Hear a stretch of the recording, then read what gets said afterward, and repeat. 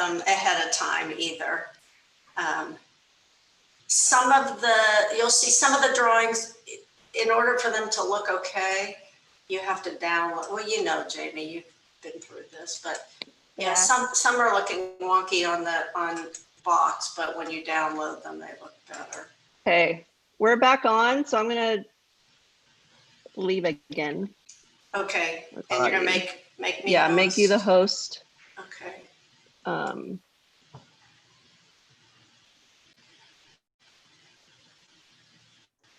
All right. Okay. Okay, and I hope I won't bother you again. Thank you so much. You're welcome. You're welcome. Okay. Bye. Bye. Bye, Robin. Just come back if you need to. Okay. Thanks. Bye. Bye. I'm going to close. I just got a message about the breakout rooms. I'm going to close all breakout rooms. Hopefully I'm not. Okay.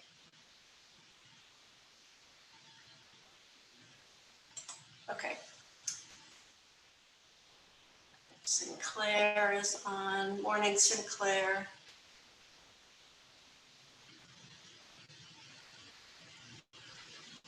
Oh yeah, Jamie, a few of these guys will look familiar to you.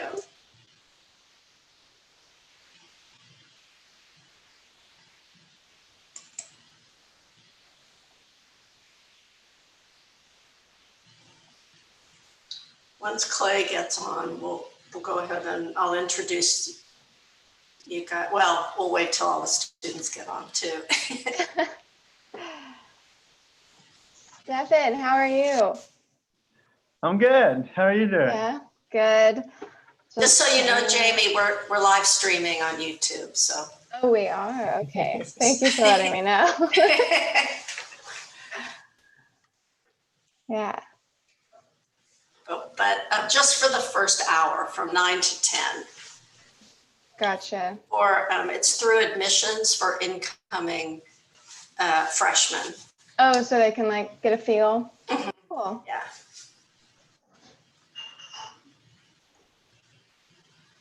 So we can all chat at the end. Yeah. It's like we're on live TV. Yeah. Scary.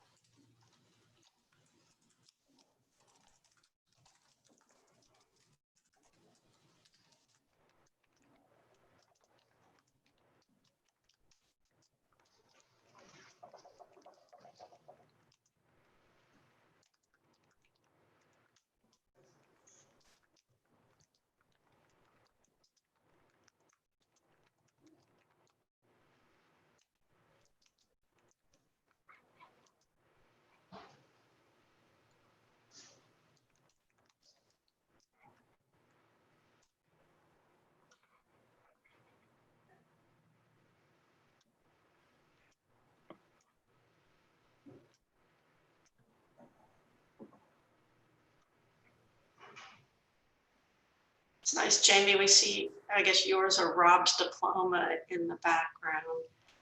Is That's that Robert's. Rob's? Yeah. That's what I figured. Yeah. I haven't done that yet. Well, understandably. He spent like a probably a solid month going back and forth on how he wanted it framed.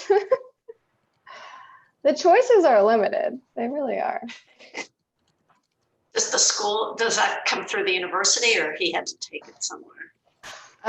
There's one through like maybe through the co-op, and then there's one from just like some other website. Okay. Where so that it can have like University of Texas architecture on it. But nothing is like very simple. Like you can't just have like a white mat and like a nice frame. It's like, no, what about this gold trim and what about this gold?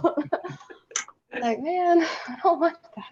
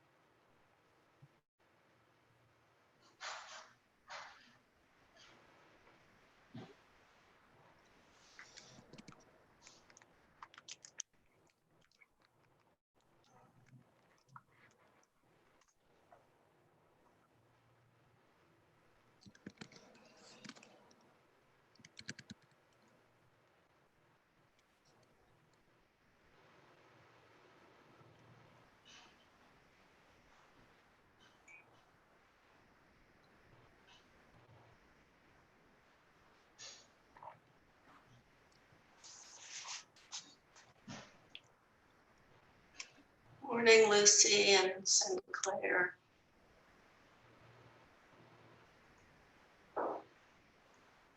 Good morning. Morning. Do you guys remember Jamie? It's been a while. Your TA from last fall. I didn't have him in the fall. Oh, you didn't? Oh, well, then No. no wonder they don't remember you.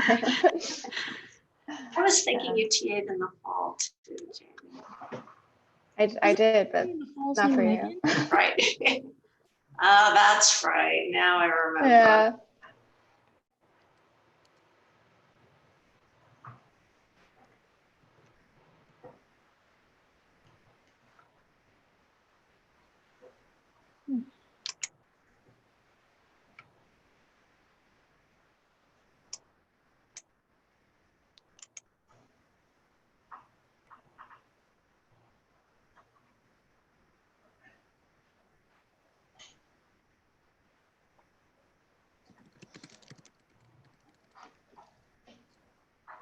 Jimmy, was that helpful what I sent you yesterday about project 2?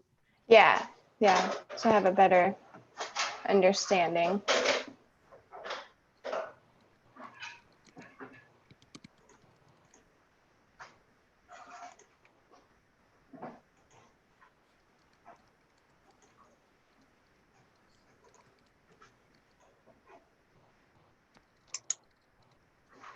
So do you guys have like a week off in between the sessions, or is it just straight into the second session? They have Lucy and Sinclair. They start on Monday, right, guys? Or Oh, Tuesday? yes, ma'am. We start on the 13th. On Monday. gotcha. Oh my goodness. So we get tomorrow, Saturday, and Sunday. Gee. Yeah, summer classes is not holding back at all. It's a different ball game. Yeah. The amount of work it's fast. I Right. remember that.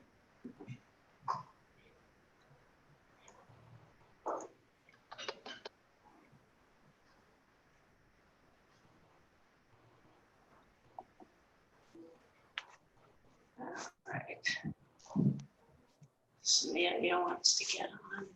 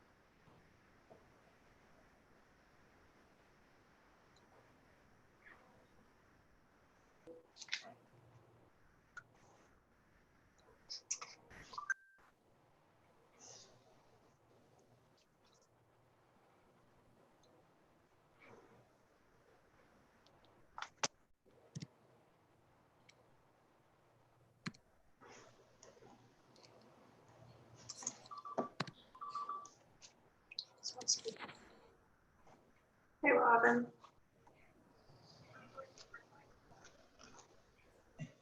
Oh, yes, we'll say something. Okay, fine. They're trying to test the sound, so Robin asked if we would say a few things, just talk so that they Oh, okay. can test the sound. Is it working? I don't know. Let's see. Oh. We are still one person who's not uploaded. Oh. Yeah. Hey, Kayla, good morning.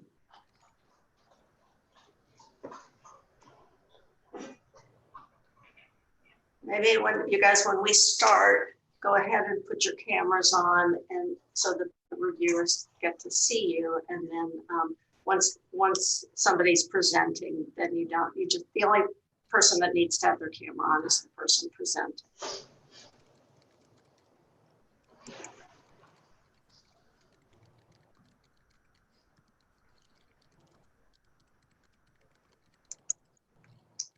Okay. Hey, Lucy. Hello. Good morning. Good morning. Cadence, everybody should be coming on now.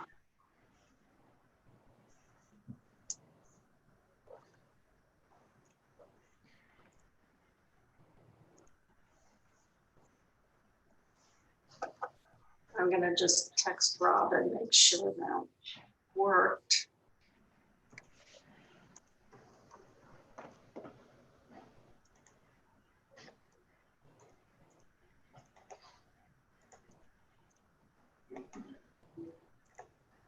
Hey, Ethan.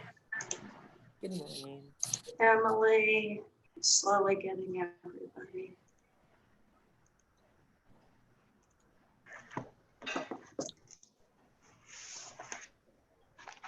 And guys, just for those of you if you don't know Jenny Mason, who Jenny, I saw you just came on. There's Jenny. She will be your TA next semester with Professor Odom.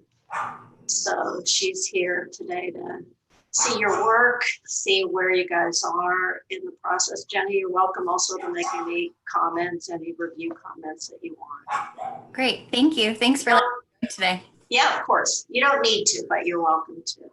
Okay, thank you.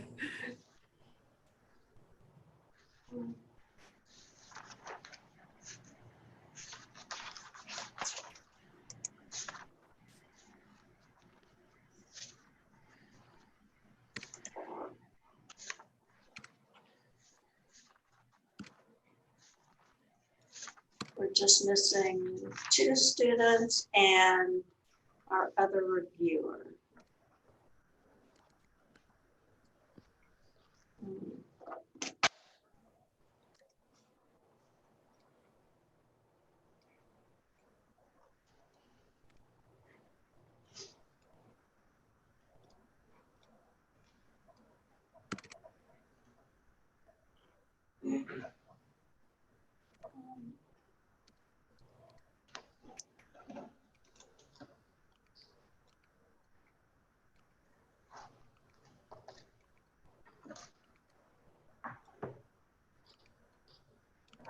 Emily, that's a good question. Actually, I'm going to say this to everybody. Probably the best way to present your work is go through each page kind of initially, and then the reviewers will make comments after you go through the whole presentation. They may ask you to stop on a certain page or at the end go back to certain pages, but rather than them making comments on each page, we'll go through the entire, you can go through your whole presentation. Okay. Okay, yeah, of course, it's a good question. Okay, and Professor Odom is here. So guys, if you can all turn on your cameras briefly so that the reviewers get to see you. So now we're waiting to see Professor Odom. Hey, Clay, good morning. Oh, muted. Good morning. So Clay, I just introduced Jenny to everybody. Great. And guys, this is Professor Odom. He'll be your instructor with Jenny as his TA next semester. So this way he'll get to see your work, see where you are. He's very familiar with everything we did this semester.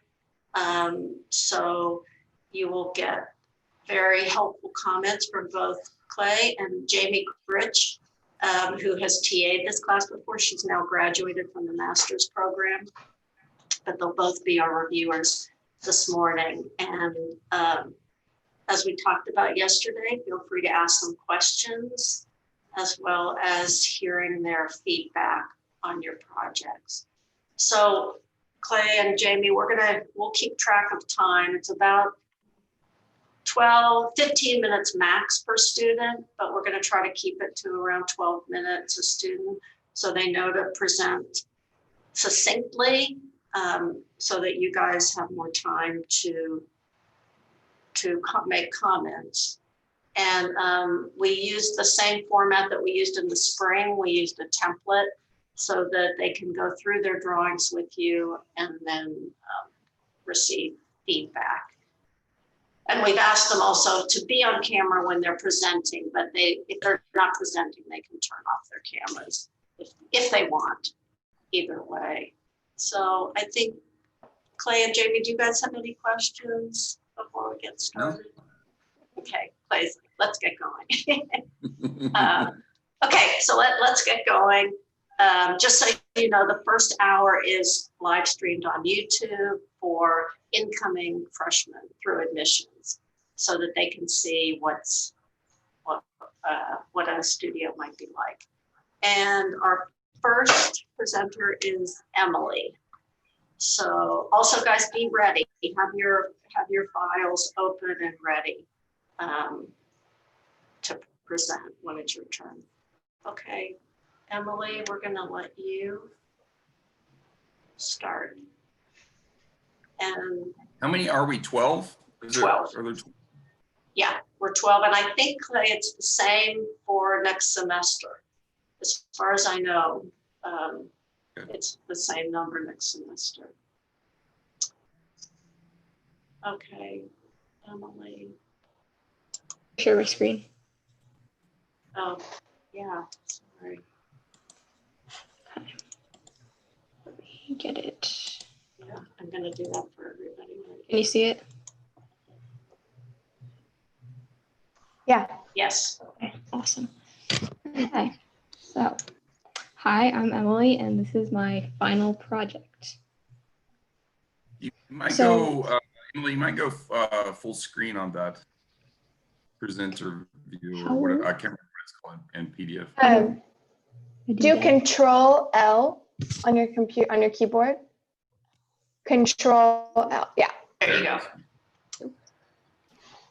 So I designed a space with the chosen program of reading, and I kind of went with the idea that the variations in height in the structure would differentiate the different spaces in the programmatic object and help distinguish the subprograms. So moving upward on the structure would lead to more private space, and it culminates in the main reading area at the highest point. It was built in relation to a framed tube and the panels, and walking through the tube on the way to the structure at the back. The user is encouraged to examine multiple views and pass through a variety of threshold conditions. So these are the plan oblique drawings. I think the one on the left really highlights the floor planes over here, which kind of help guide you through the space, as those are the best ways to walk through instead of walking on the framed structure. So by following those, it brings you to a variety of framed views through the panels. On your way to reaching the structure, the drawing on the right kind of shows the approach to the structure as you move through the site. So you step up on the site through these kind of natural steps, which is mirrored on the other side by a similar pair of steps, but at a larger scale, with the intention of those being sitting steps. So you make your way up through the site on your way into the tube. Next, I have my elevation obliques, and these really highlight the planar conditions in the sides of the tube that I framed. So these help frame the views to the outside through the use of multiple layers. There's a front layer of plane and a back layer of plane, and between the two, they create certain views between them. The right one shows how the plane is in dialogue with the programmatic object, as well as the site, where there's a kind of a repeated L shape that pervades through the design. The next one, these are my orthographic drawings. So in the site plan, it shows the roof plane really well, where you can see how it lets light in from above to the space where someone would walk through, as well as the reading space and the approach to it from above. And then in the floor plan, you can see the floor planes really nicely. And as I mentioned before, it kind of helps guide the user through the space as they're directed to certain views through the sides and eventually led to the programmatic object itself. And then at the bottom, I just have these two section views, one being the longitudinal one and one being a more transverse section. This is my super exploded plan oblique. I exploded everything sideways, upwards, and then within that into each layer of the planes, the framing for those planes, and then the framing for the larger tube, as well as the programmatic object off to the upper right. And I thought that this was a good representation of the parts and whole that all came together in creating this final project. Since we worked on each one separately, this is just a good way to bring it back to the beginning and the process of creating the entire design. And then this is a public space diagram that I created. So as I mentioned before, there's kind of a procession from public to private as you move upwards to the space. So the public section being closest to the ground planes and where someone would walk through. And as you move up through the stairs, they become sort of a semi-public area. And then as you cross a threshold, you enter to the highest space, which is private and meant for silent reading. And then finally, we have my perspective renderings. So the first one on the upper left focuses on the approach to the object. And again, you can see how the floor planes kind of converge at the point where you come close to the object and bring you into the public realm. You can also see the edges of the object between the side edge and then the beam, which acts as the threshold from semi-public to private space, have those kind of reflect each other's shape. The second one on the upper right focuses on a framed view out, which you can see through the figure standing there. And it also highlights how light enters the space, especially from above, as well as through some apertures in the walls that allow for light. And then the bottom one is from the other opposite end of the tube, from the back. And you can see some figures in the reading space kind of in the middle background. And it shows the vertical movement of the object as you would go up those stairs and a little forward as you approach the main reading space. And that is everything I have for you. Can you show can you go back one and point to where the circulation is and where the programmatic part are? Yes. More explicit programmatic. Let me move the video out of the way so I can indicate it. So this would be the programmatic space here. This structure, and then it's over here as well. And it holds both public, semi-private, and private within that. Yes. Okay. Within that object, and then that object is in the larger tube itself. So this is the object in here, the Okay. more bold one. Mhm. Yeah, that diagram is very helpful. I think I know that you had a layout, but like in some ways, like that could come for earlier in the presentation. But this is a different kind of thing, so I won't get into that too much. But I think the presentation was really nice in terms of the drawings. The drawings look great. I think some of them were actually isometrics, not obliques, but like that's another just a quibble. I think there was one that like exploded was really an isometric projection, right? Isn't that doesn't look like a oblique. Am I wrong? Is it a plan? Try to make Projected, it. or is the plan, and is it an isometric? Which is, again, I don't want to get into the weeds of that, but I think but it's really nice though to see because that I can understand the programmatic bits very clearly, and I think that object is quite beautiful as a thing, and I think seeing it in relation to all the rest of the framing is really critical. Can you maybe go back to the perspectives? I'll ask one question.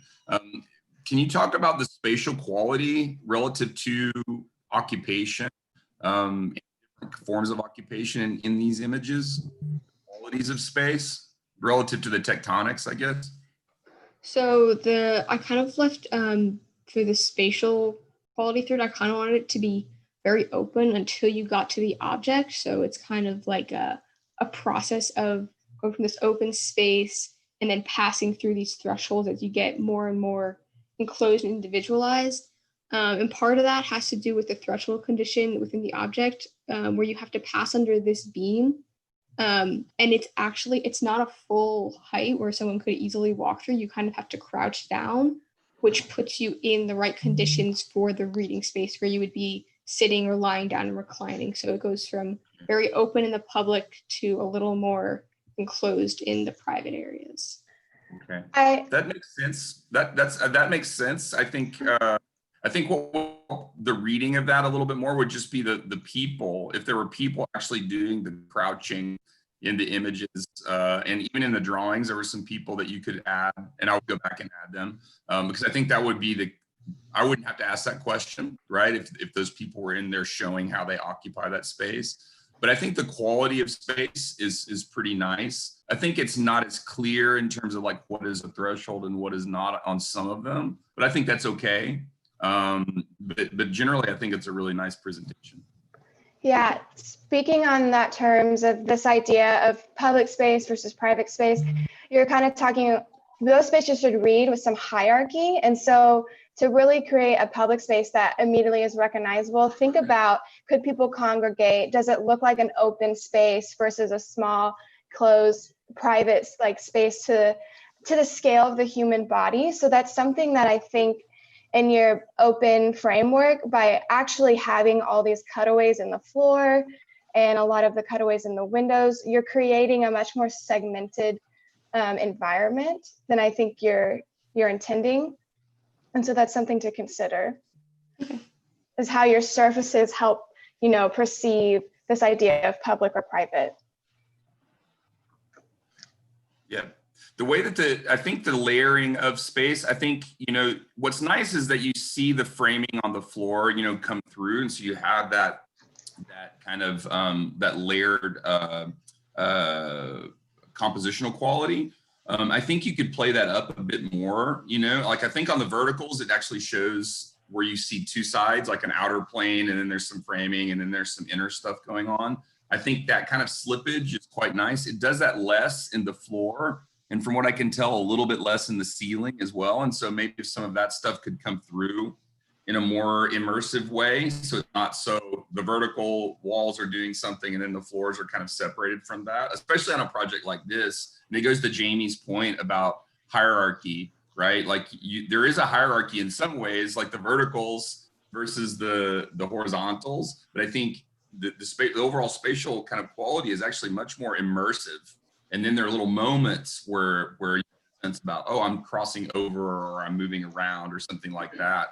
And you could use the composition to help you kind of go forward. That's really kind of a high level critique, actually. But I think what's nice about it is that the spatial quality is starting to be, you know, pretty impactful in a project like this. I think you get a sense about the scale of the moves, right? And I'm sure we'll see a lot of these like this, but like the scale of the move relative to the body, relative to the overall, that sort of like three-part relation is pretty important to continue to kind of investigate. And we'll get into that more in the second half. We'll consider a lot of these issues moving forward. And so I think it's a really nice place to be. Yeah, I also think placement of apertures, being really strategic with where you place apertures can help also identify this idea of public and private.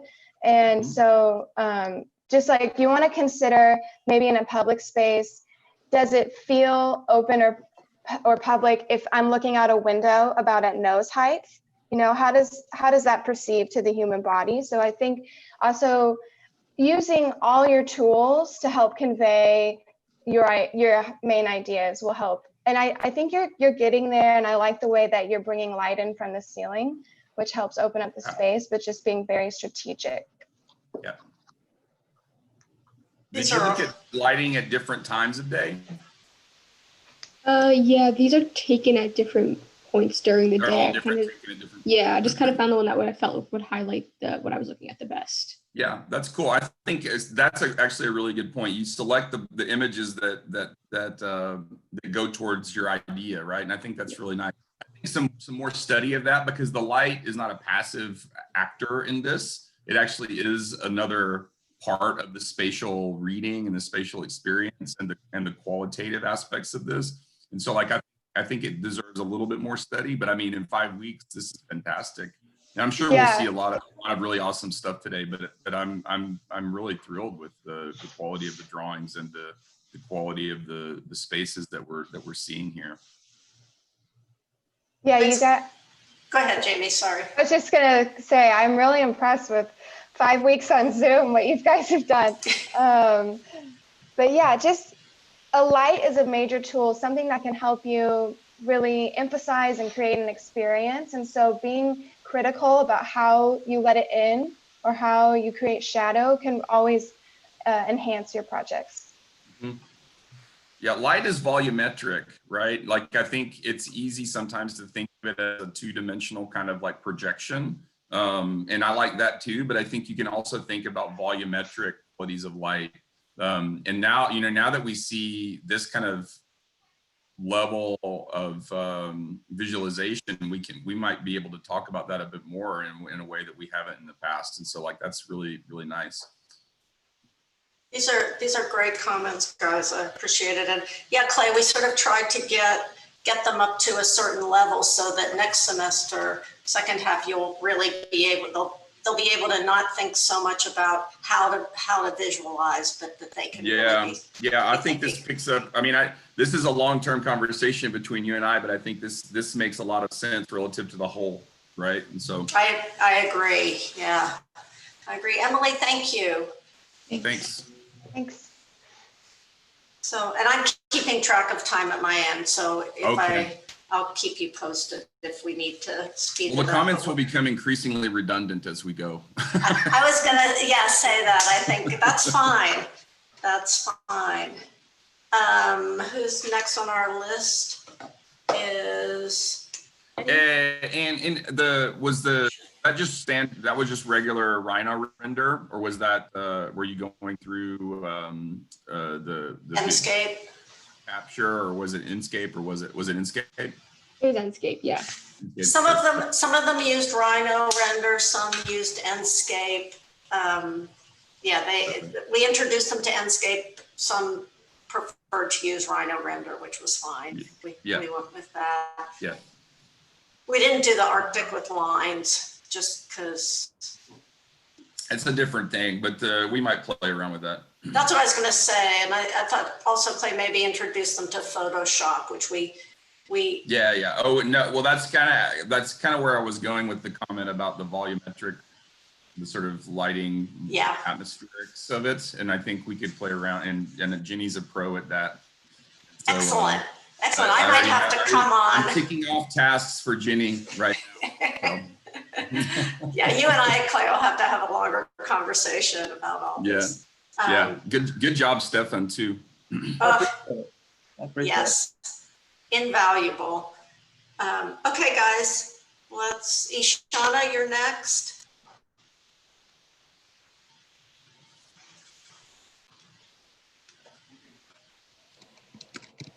Can you guys see that?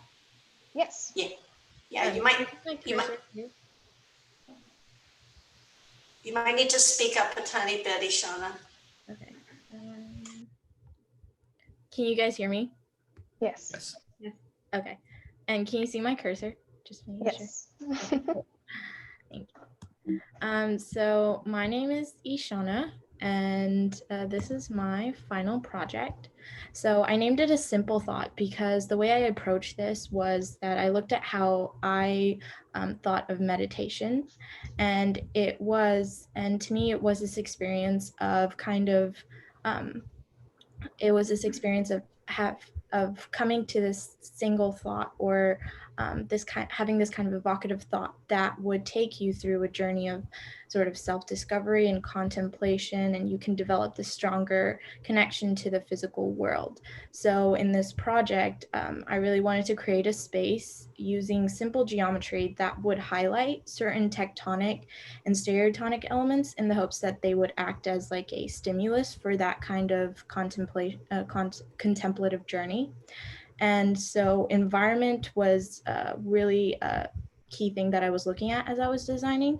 And I wanted the programmatic space to encourage you to go through this journey that started with self-evaluation, and then gradually as you move through the space, you could develop a stronger connection to the physical world. And I did that by separating these spheres based on like different varying degrees of public and private spaces. So as a whole, experientially, this composition is supposed to be kind of like a physical and spiritual journey.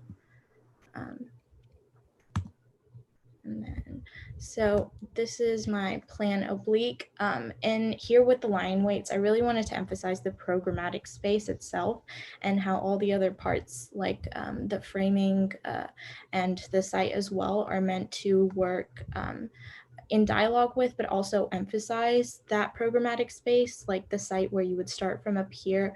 I wanted it to kind of naturally lead you to this threshold right here, where like these smaller steps as opposed to these like larger steps would encourage you to move in this direction.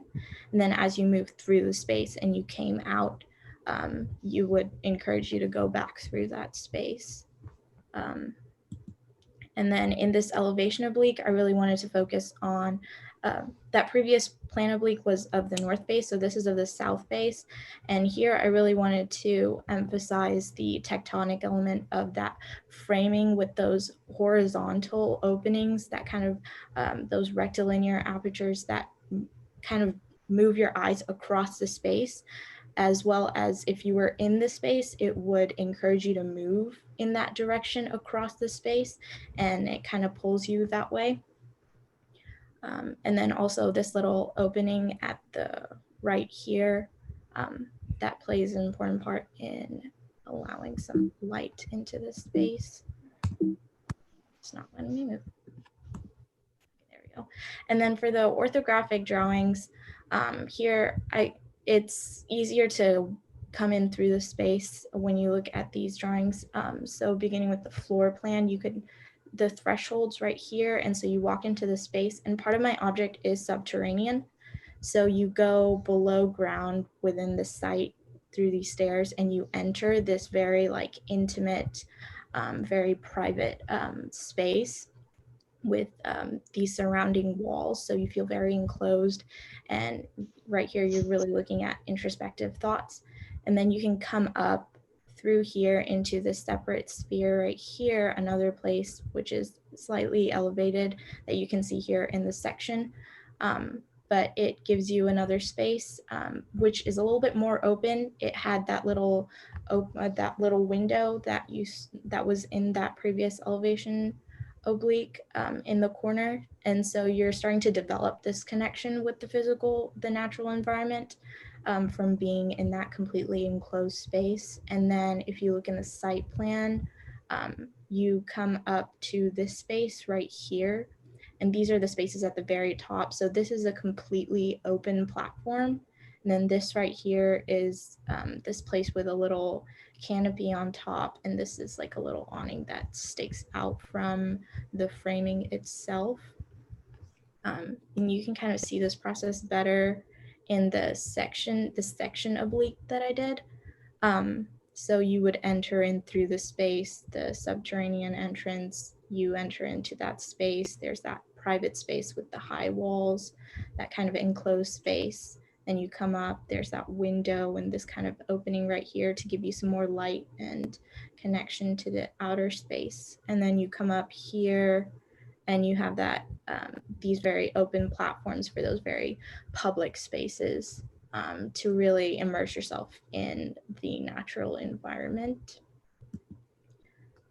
So the way I had the process of coming up with this plan was I was always very very fascinated by how you could use like simple geometries to make something complex. So I began with this simple geometric configuration, and which I like developed into like this kind of tectonic space using just some like box shapes and rectangular forms, which then I used to carve out this more stereotomic space.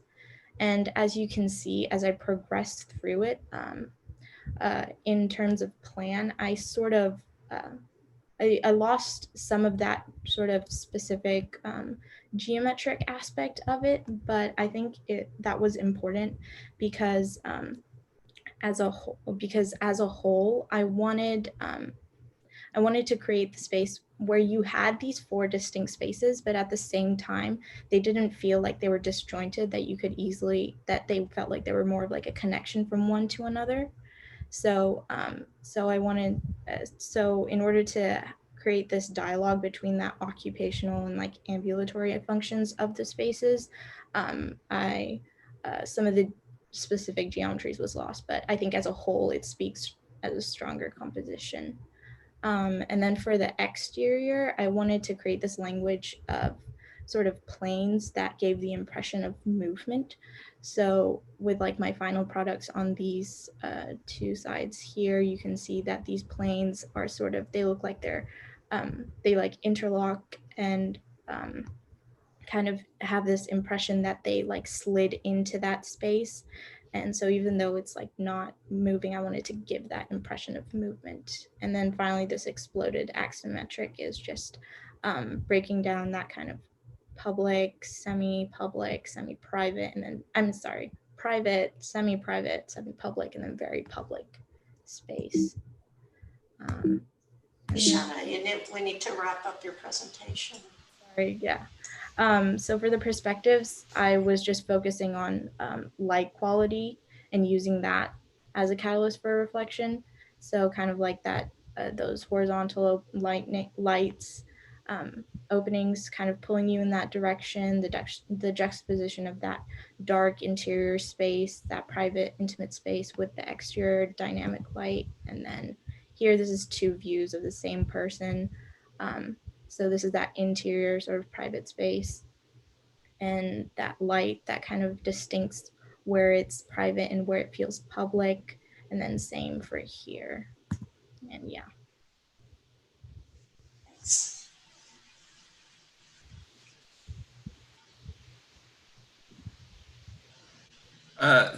Thank you. That was a really, I mean, the verbal presentation was really nice. I think the ideas are very, very strong in your project. I feel like the focus of your project has been this sort of the more explicit programmatic component. I'm hearing about that. Yeah. And it seems, if I'm reading this right, that that's sort of as a mass or as a subtractive kind of process in that area where people are more explicitly doing something is with the ground. Is that Yes. right? And then you have this sort of tectonic piece that kind of sits over the top of that. Mm-hmm. Can you talk a little bit about the relationship of those 2 things? The sort of the tube and then this sort of mass ground with the stereotomic kind of spaces inside of it. Yeah, sure. So with the Relationship there. shoe itself, I wanted to use that framing and those horizontal openings to kind of pull you in the direction of the programmatic space so that you were led to that space, into that stereotomic space, so you could develop that relationship. That's what I was going for with the apertures as well. Mm-hmm. And the framing. And you didn't the tectonic tube actually doesn't wrap around you. You're only under it, right? You're kind of underneath the thing, and then you're on the ground. Is that right? Am I reading that correct? Yeah. So it like covers Think about any sort of extensions of lines or any projection of that into the ground, or how do you feel about that? Projection of the framing. Where your cursor is, actually, I see a little bit of a difference there, which is interesting how it intersects a bit more. Yeah, so I kind of cut the exterior planes of the framing to work around the site, but the frames itself actually are built into the site. They go down into. You can kind of see those in the floor plan and section. Oh, okay. Do you occupy? Sorry. How your frames go down into the floor? Do you occupy that space in the framed in the tectonic? Like, am I a couple feet down when I'm on the floor of the frame? Yes, actually, yeah. So if you look at it in section, you can see where the framing, it's like the hidden lines. Yeah. Section BB, that's where the framing ends, and then okay. You are a little bit below the framing, I suppose, once you're in that subterranean space. Okay. Yeah, it would be nice to reveal that a bit more. I think I think your project is very clear, and that's a good thing, but I think it could use for a little bit of ambiguity, and that would be a moment where you could bring in some of that ambiguity between, it's not so clearly like here's tectonic, here's stereotomic, but here's a place where they kind of merge. Where one is revealed interacting with the other in a more explicit way. And I think you're doing that in very subtle ways, but a very clear one would be revealing the floor framing, intersecting with the mass a bit more. But I think generally it's a really interesting project. I think also the thing you said about, it was in the initial statement, I should have written it down, but about, it wasn't provoking, but there was another word you used, stimulating, or, what was the statement? Stimulating movement, or like stimulating a kind of like contemplative state in thought. Yeah. I think that's really interesting, and how, I mean, this idea about how architecture or interiors can provoke or like tease out kind of behaviors is really fascinating, because it can't really make people do stuff, right? Like, I think it can provoke certain behaviors. It doesn't preclude other behaviors. And I think that kind of language actually talks about what architecture can actually do. And so I really liked that, and that the language is really clear. The other thing that you said that I'll point out that I thought was really interesting is that you can make, or that complexity can come out of simple elements. And I think that's a really fundamental, I think that's a fundamental state of the world, actually, to be theoretical about it. But like, I think you can really get there through different sort of operative kind of tools, right? Like in your case, it's repetition and variation. Repetition and variation is a fundamental kind of like compositional thing. And so like, I think just acknowledging that starts to give you a little bit more understanding about how to control that moving forward. And I think you're well on your way. So really nice. Thank you.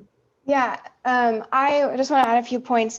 Something that I think, like, to repeat what Claire was saying, I think you did a good job with sticking to what your goal of your project was, this idea of like a meditative place. And you have pretty clearly defined hierarchy as to what is like a public space and what is a private space. And so I commend you on that. And then something that you mentioned, but I think you could push further, is this idea of planes slipping past each other, like using those to direct and to create space.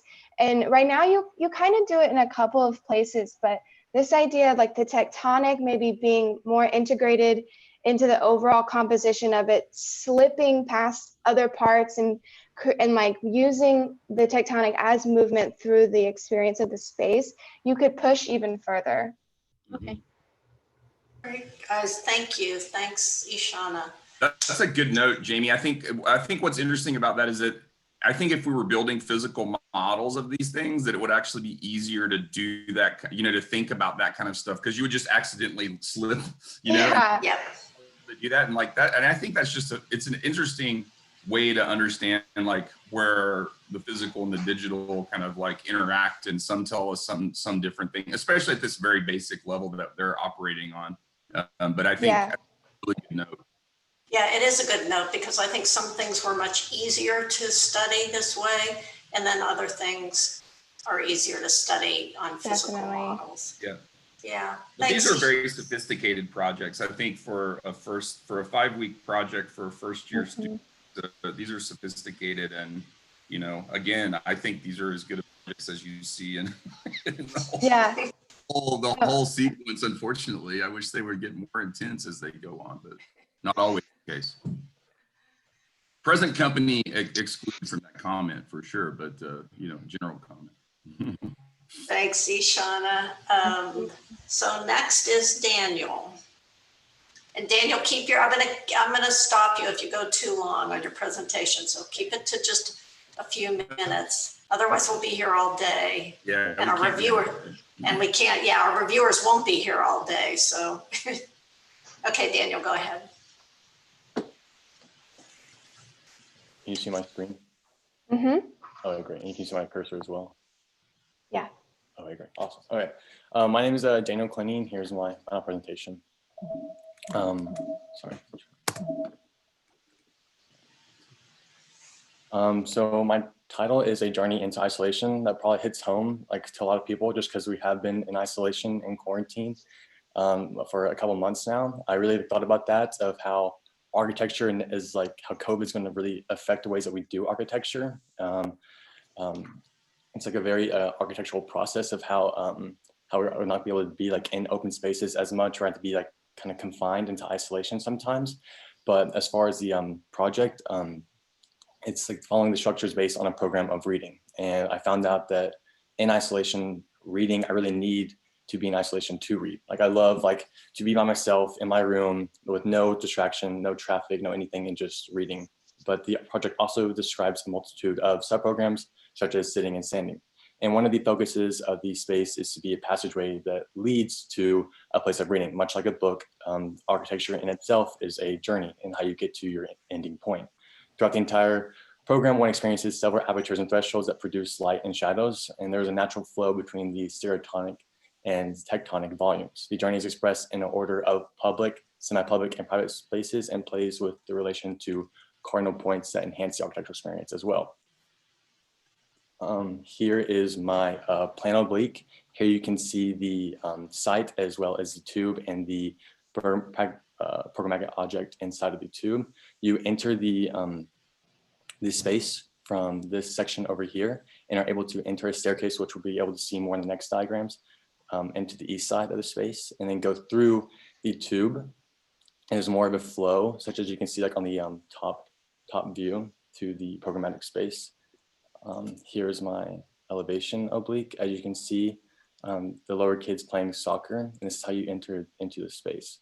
The way the cardinal points relate to the sport is the east is more of like how you enter into the space, and it's like the beginning. The south is more of like activity, and then the west is more maturity and how you enter into the space. This square right here allows the ability of when you're walking up the stairs, you're able to see outside of the space and what is the view around you.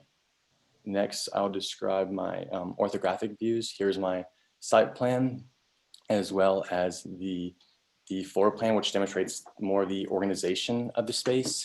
Here you can see right here is the reading space, as well as it's more described in the section view. And also here is another section view, which allows right here is how you're able to enter and exit out of the programmatic object, and it's like a flow that's more vertically. Next, I can describe, this is my exploded plan oblique. It's not as elaborate as Emily's. I wanted mine to be more simple, but not simplistic. It describes each part and how it relates to one another and how it's moved throughout the space. As you can see here, here are these stair steps to enter into the space. and you're able to move around the entire object to go through. And then you're gonna like almost do like a spiral shape into the programmatic object. And this is our first view of the object. And here you can see, this will be better described in my next. So here's the process of the entire, this goes from project 2 all the way to project 3. I thought this was a great representation of how we started from something completely different that was something totally obsolete into something that was way more complex. So here's our project from project 2, the site and how we combine the two.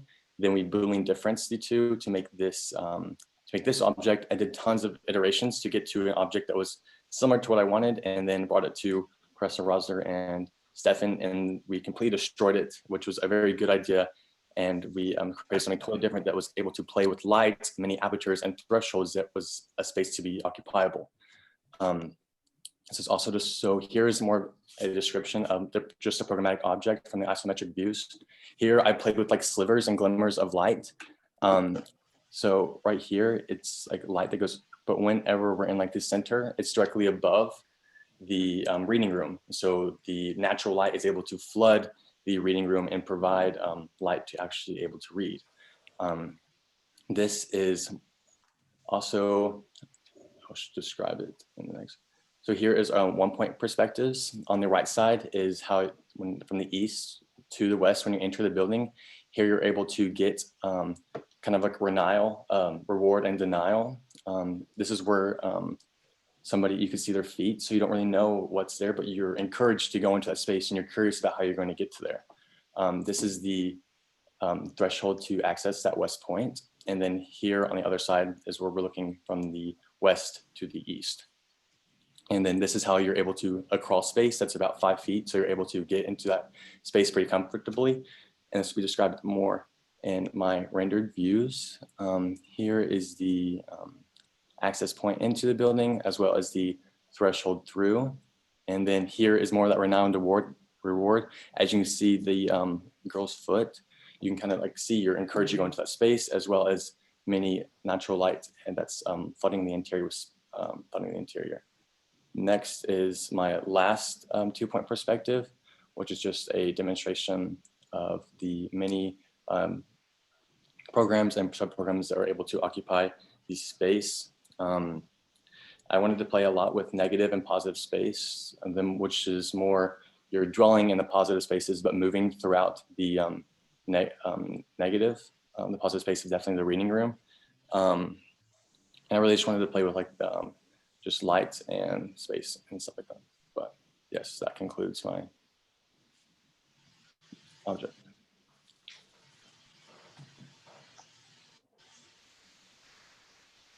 I'll start. Okay. I have to be honest with you. I think you don't need all the program in the ground for your project. This idea of the like open space below for playing. I actually don't. It's my least interesting part of the project for me. Okay, because when you go to your 1 point perspectives, you have these drawings of these two very contrasting environments of like a very, yeah, will you go to your 1 point perspectives? Let me go to these. Yeah, these drawings. These read like crazy sci-fi, like like Starship kind of thing to me, because you have this really like busy tectonic, and then you have a very solid stereotomic, and this starts to speak to the experience of the space the most. And it's really about the two objects, and I don't think the ground totally relates. Okay, gotcha. Yeah. Yeah, I think that's a good note. I think the intent is actually a good one. I think to include the ground into the sort of performance as a whole, I think is a good way to think about it. I think it's definitely undercooked. It came later in the process, I'm sure. And so I think the note should be well taken, because it just shows that when you have one thing at such a high resolution and the other one is really a more of a schematic kind of resolution, it becomes less effective. But I think it could be overcome. It could be overcome in a couple of ways. I think with an addition of some some more explicit kind of relationships between the tube that sits in the ground and the ground itself. I mean, you start to do it with maybe the carved out part, but how the object could sit in the ground a bit more. There might be some lines of extension, little details. The stair could be part of that to get down into this sort of underneath. I like being under it though. I think because there's a lot that goes into the framing. And so being able to look up and see that, or being able to be up within the tube and look down through the ground, that sort of layering of space, I think is quite strong. It just needs a little bit more detail. But when one thing is so highly articulated and the other one is so, muted, the difference is so stark that it becomes a little bit confusing. But I think that's easily overcome with a little bit of time. But I think the project is really beautiful, and showing the process in the middle diagram, those I think is incredibly important to understand the methodology and the sort of operational kind of logic and just the general tools that you're developing, tools and techniques to do stuff.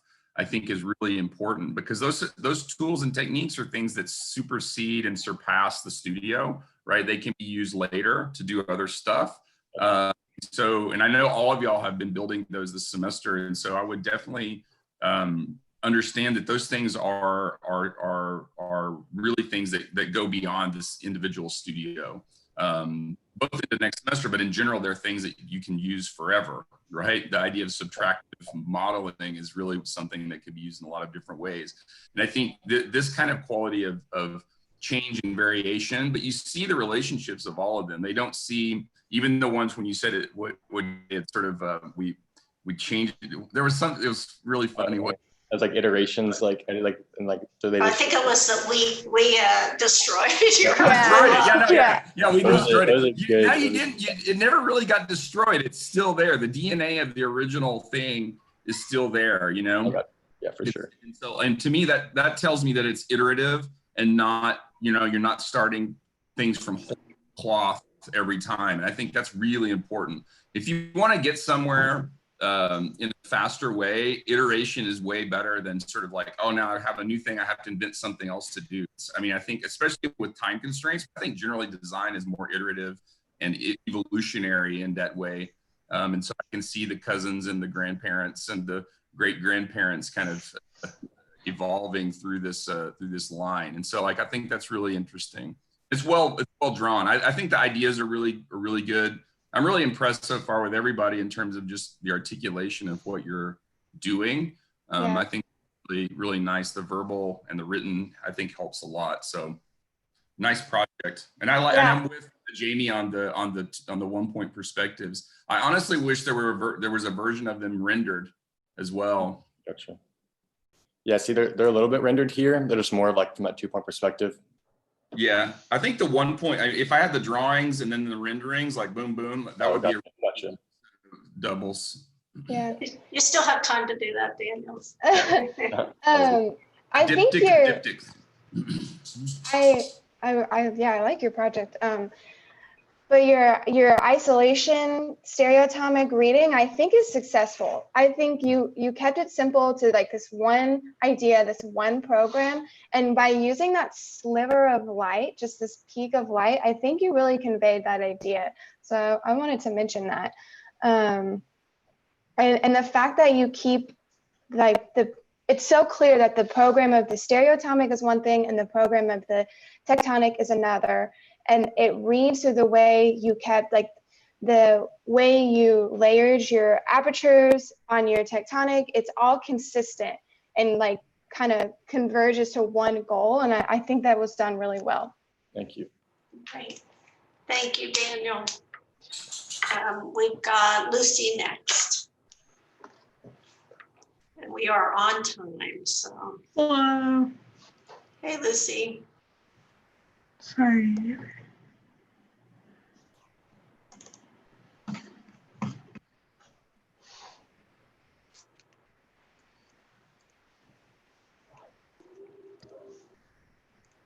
So hi, I am Lucy Leonardo, and my project is called Kinetic Meditation. because I was tasked with creating a space for meditation, and I decided to question what I knew to be meditation. A stationary approach to meditation was never appealing to me.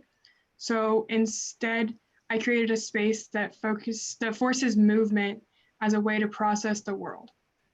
It is a private multi-level path that allows for one to use their body as a device to meditate while in motion.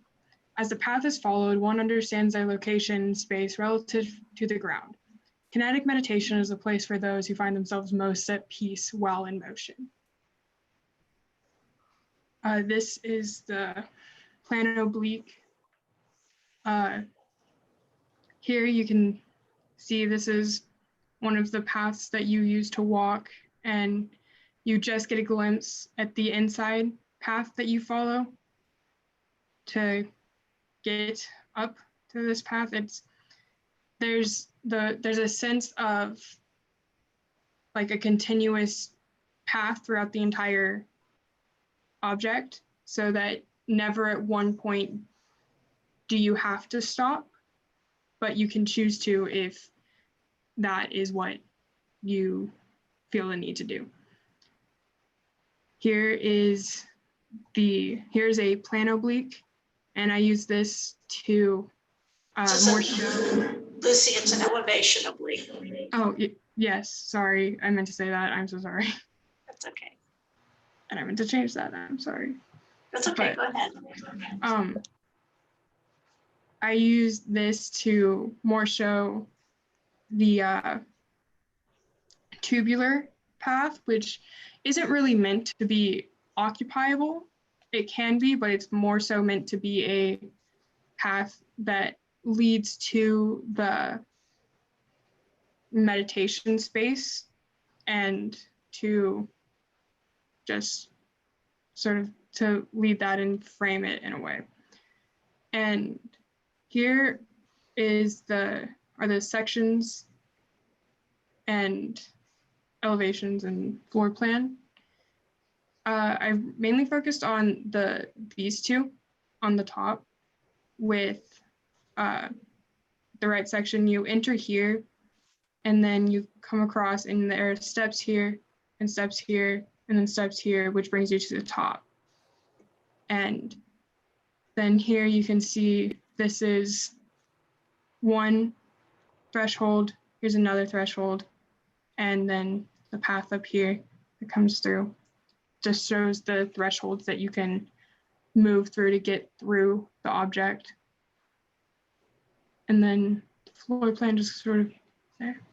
And the site plan shows how the object interacts with the site around it, and the tube and how it just fits together. And then these are my perspective drawings that this shows how the tube is used as a way to guide you into the object. Shown here, you have to step over this little part, but once you get in, you're in there. And then this shows how there is an interaction between the site and the object itself. They just fit together, and there's not a strong distinction between what is site and what is object. And then this is all four of the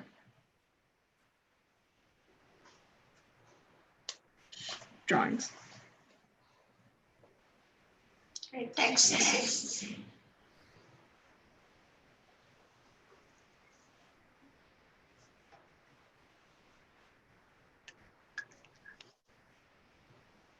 I think that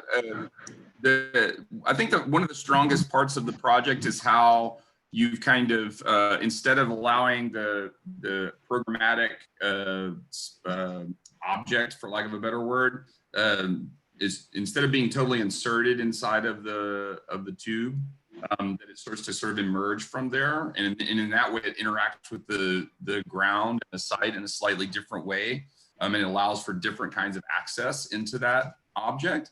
I think that's a strong idea. I think the ground, I think you need another pass through designing the ground to do more interaction with that. You even use the word interaction, I think, if I remember correctly. But I think generally it starts to show how that dialogue, not just between the programmatic and the sort of quote unquote architectural elements, but actually between the whole composition, have to be kind of worked through multiple times, right? And this is true of actually everybody's. I know that the ground comes later in this project, and so it's totally understandable that it would be less cooked than the rest. But that just points to sort of like, okay, now what could I do to the ground to bring it into the same level of completion and sophistication that the rest of the spaces have. I think when you see the renderings, they're oddly like the sort of orange one is super interesting. I'm assuming that's just because the light was in the evening that it got to be really orange. But it also shows that just color starts to do other things. And I know that color wasn't explicitly part of this project, but I think it is a nice abstract and interesting image to kind of build on. I think it's also kind of like heavily skewed in a super interesting way. And so like, I think this sort of like riding the line between an abstract kind of drawing and an actual sort of rendering visualization is an interesting thing, even if it was accidental. But I think there's a really nice quality to the project, and that move of pulling out the programmatic bit is a smart one, I think. Lucy, I think that your idea of kinetic meditation, this idea of like a movement to clear your mind, I think something that could really help make that even stronger is this idea of continuous movement throughout the site, throughout the project. So right now, you kind of go, I guess you can't see me, but like if you started up at the high point of your project and then you step down and then into the tectonic space, but then you're stopped, right? You're at the end. Maybe there's a way that like movement throughout your site and your project are continuous.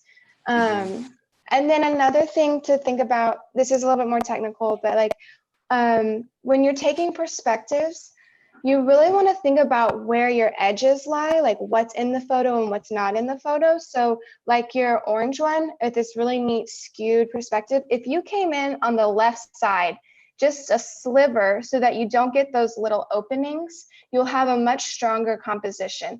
As well on the right side, you can see where the far right-hand corner of the site, and then it starts to get the side. And so it kind of looks like the corner got cut off.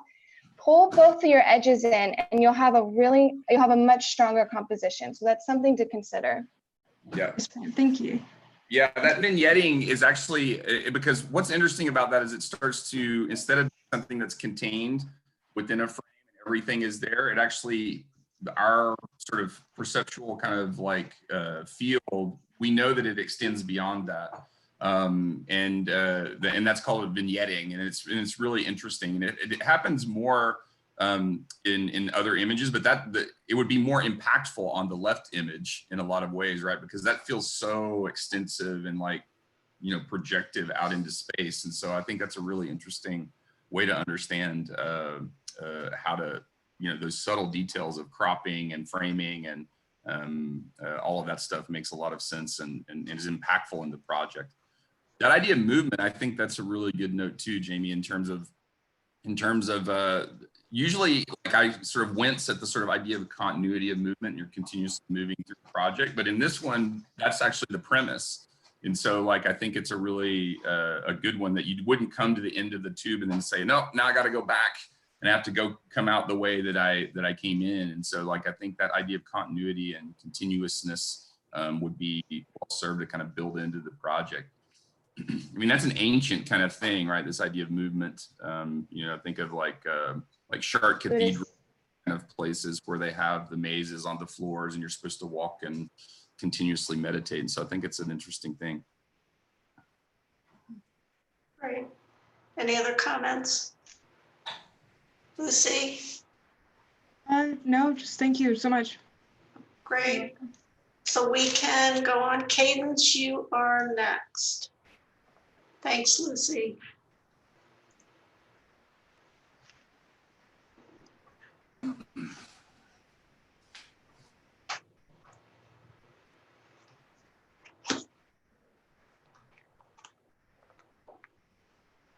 We can't hear you, Cadence. You're muted.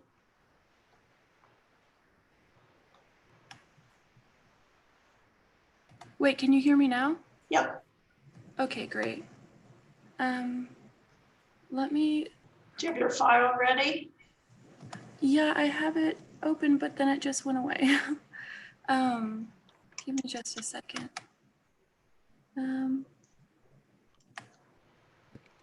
Okay. Let me screen share.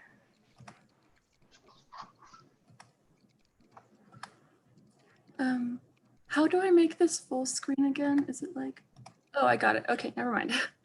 Okay, so hi, I hope you're all doing well. I'm Cadence, and this is my project for the summer. So I'll talk about the purpose and the program first. The program that I chose was meditation, and I really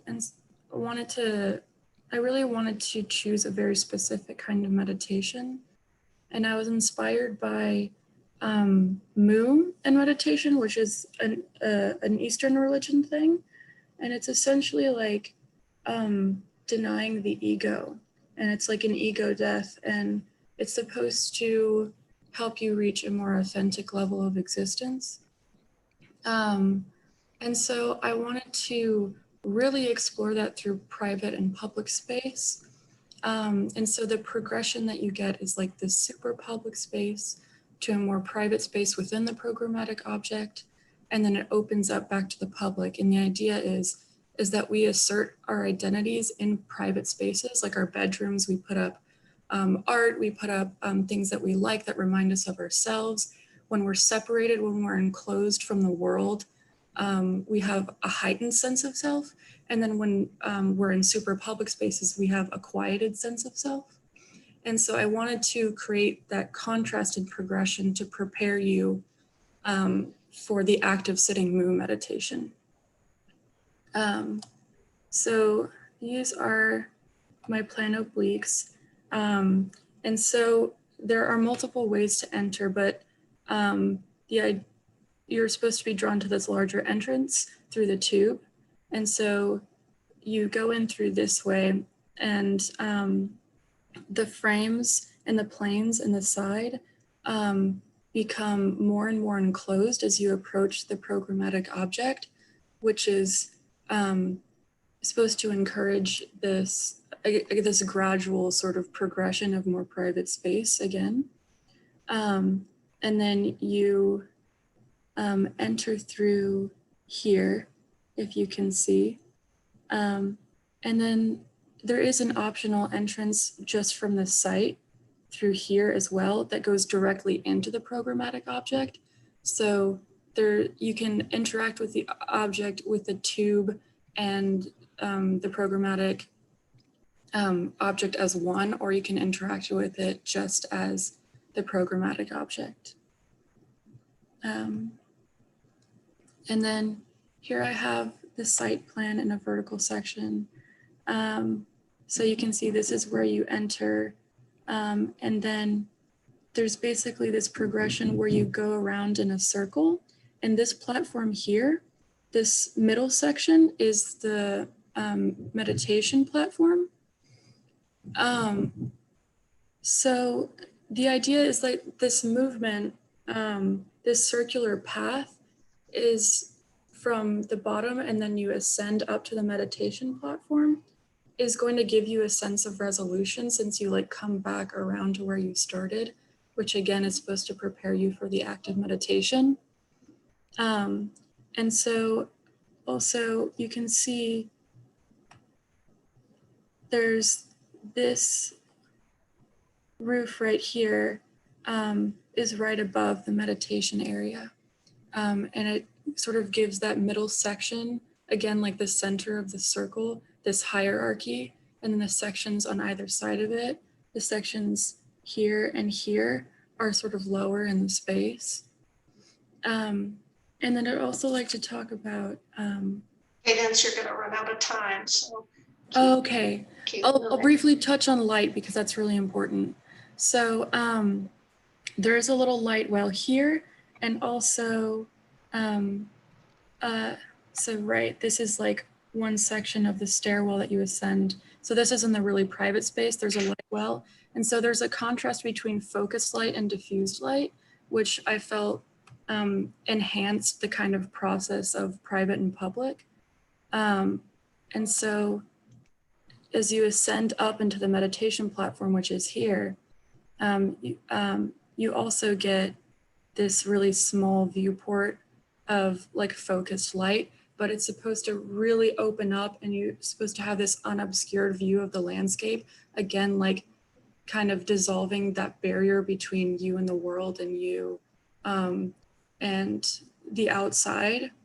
But if you turn back, you kind of are reminded of the private space with the focused light wells. And then also as you ascend, you get that focused light well. So yeah, and then this light well faces the south, and so you get light from the sun high in the sky, and then the people are facing north, and so they also get light from that direction. But yeah, that's essentially my project. Thanks, Cadence. Thank you.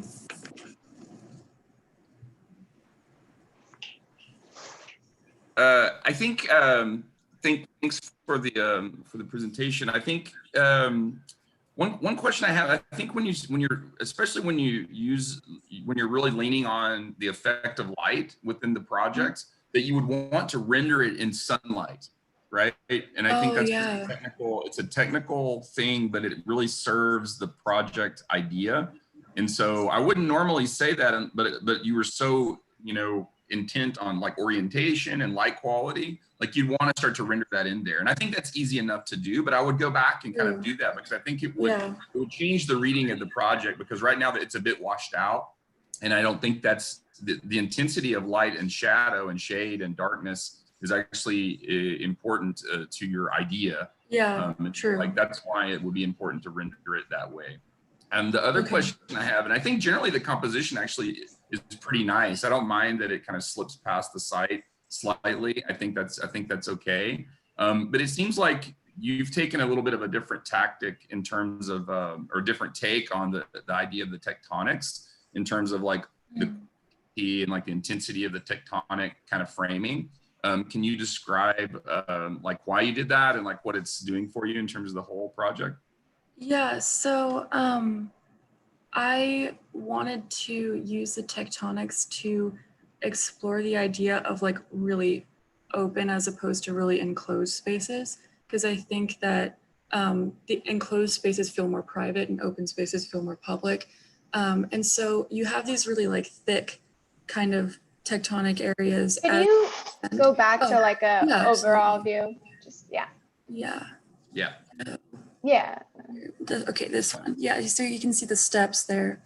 And so you kind of like, you have these really sort of, thick planes like on either side of you as you're in the super private space going upwards. And it's really only meant to accommodate one person. And so you really get that like sense of privacy and that sense of self. And then they sort of like, those apertures open up and the tectonics become sort of more spaced out as you ascend through the programmatic object. And so that's the kind of relationship I was going for. And it's the same for like the planes and the tube as well. So like this space is like more public, and then like as you go through, there's more enclosed. It gets more enclosed and there are more like focused little light wells coming through. Do you have a drawing that shows that a little bit better? Sorry, I'm just. Yeah. So down here, there's like, this is where it becomes more enclosed. And then you can see, these are all open spaces here. This is open space, this is open space, this is open space. Yeah. I think the idea is a strong idea. I think you could actually push the tectonics a bit more. I don't mind that it Okay. sort of is a gradient between like Sure. really like a reduced number of tectonic elements, and then it gets to be a little bit more. But I feel like the most successful part is like you add that one frame, that one vertical frame, maybe it's a foot or two in from the left side before you get into the mass. I think you could push that a bit further and have some more interaction by projection of lines. I mean, that's the beauty of the tectonics, is it allows you to kind of draw in space, right? And so like, I think you could push that a bit more and still not lose the idea about like lightness and openness and enclosure. But the idea of the threshold is sort of gathering, right? In terms of like a preparatory kind of moment. And so the tectonics could serve a little bit more of that purpose for you as you kind of go forward. The only other thing I'll say is just more of a technical one. Like when you have those planes kind of hanging out on the roof, like they're not supported right now, right? They're just sort of planes that sit on, there's no like horizontal framing. There's not longitudinal framing. There's horizontal framing. I don't know. So, okay. I see what you mean. Transverse framing, there's longitudinal framing, or there's transverse framing but not longitudinal framing. And so like I think more framing to support those edges. Certainly in a project like this, like we want everything supported because we're talking more about like lightweight frames. There are other materials that could span like that, but I think, you know, right now we'll just kind of, you know, and I think that's where it goes back to like more framing could be better in certain spots. Yeah. Right. Yeah. Something that Clay kind of mentioned, but I think would really help your project is using these lines of extension, like your construction lines, to really tie your tectonic and your stereoatomic together. You know, like there's a lot of places where you're close, but not quite. And like, you know, what would happen if certain lines were at the same level and they pulled across, or like they shifted more, but just using those relationships you've already established in your work to just fine tune and strengthen your project. Yeah. That's a good note. I mean, like the notion of fine tuning, I think is a good one, because I think that the broad strokes actually make sense to me. But at the finer grain, it starts to kind of fall apart. And so like, that's not necessarily a bad thing, but it would be like, okay, now what are the tools and within the constraints of the project that I have available? I have edges, I have sort of like framework, I have joinery between things, like all those kind of things become the bits that allow it to start to really work at multiple scales. Right now it works for me at the sort of macro scale, like where it's sort of like, you know, when I'm zoomed out, I think it works compositionally. As I zoom in, it sort of falls down a little bit. And so like, just, I think going back and understanding that would be really important, but generally it's okay. Those would be the things that would allow it to, you know, elevate the project. Okay. Yeah. Great. Thanks, Cadence. Thank you. Let's go on to the next person, and then Simon is after Simon, it's a halfway point. If you guys want a 5-minute break, we can do that, or we can keep going. So Jamie and Clay, up to you guys. And Simon, you can go ahead.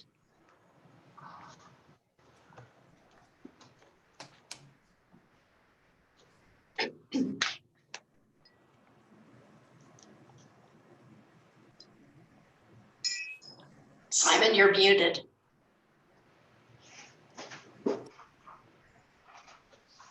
That's embarrassing. Hi, I'm Simon Butler, and welcome to my final project. My project is titled The Quiet Courtyard, and that's because my idea of meditation is being like outdoors and surrounded by natural light and open air and plants and everything, but that wasn't included. So these are my plane obliques. As you can see, so this is the tube that we made, and with the stereoatomic and tectonic relationships. So the idea is that this is the main entryway, and this is the programmatic object. Here's my 90-degree oblique. So these apertures, I'll go back. So these apertures this is the south wall. They create more of a private space in this part of the hallway, as opposed to the other side of the object where there are more apertures. However, there's less space less occupiable space on this side. So this is my meditation zone. I have included an elevated patio because like I feel like I wanted to create a sense of empowerment for the user of the object. And to me, that's being physically elevated. But there are also spaces available for seating to contemplate your thoughts. And also there's a cavity in here for lying down to relax. I intentionally created my apertures not to be at exactly at human eye level for an adult, so that there is a sense of privacy. However, it still allows plenty of light through the space and viewing as you make your way along the hallway from east to west. Here's my exploded view, and you can kind of get a sense of the seating arrangement and the cavity that allows you to sit in. And here's my cutaway for the aperture, the main open space, which is where the nature area is created.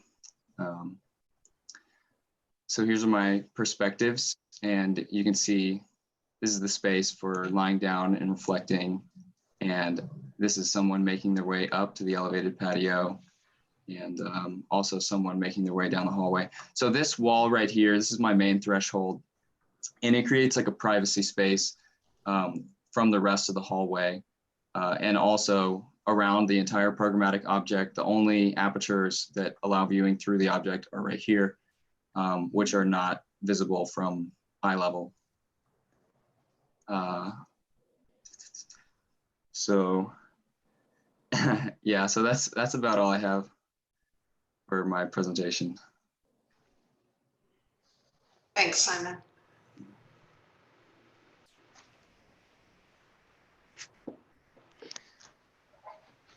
Yeah, I think again, I think this is a well thought through project. Again, I think maybe some of the comments that I just made on Cadence's project kind of apply to this one as well, in terms of the tectonics more than this. I feel like the stereotomic stuff or the more subtractive programmatic spaces are working a little bit better. Like I like the idea of this really what you call the cavity, where you can kind of like get in and hunker down and be kind of really enclosed inside of a space. Those kind of spaces are really nice. I think again, the lighting, you know, like in your space, like in the top image here, even like that cavity space would be a little bit darker, right? Even if you had to fit it, because the intent is that it is darker and more enclosing and kind of like surrounding you. And so like that's where the qualities of light and space, you know, they can't just be rhetorical, like, you know what I mean? Like we want to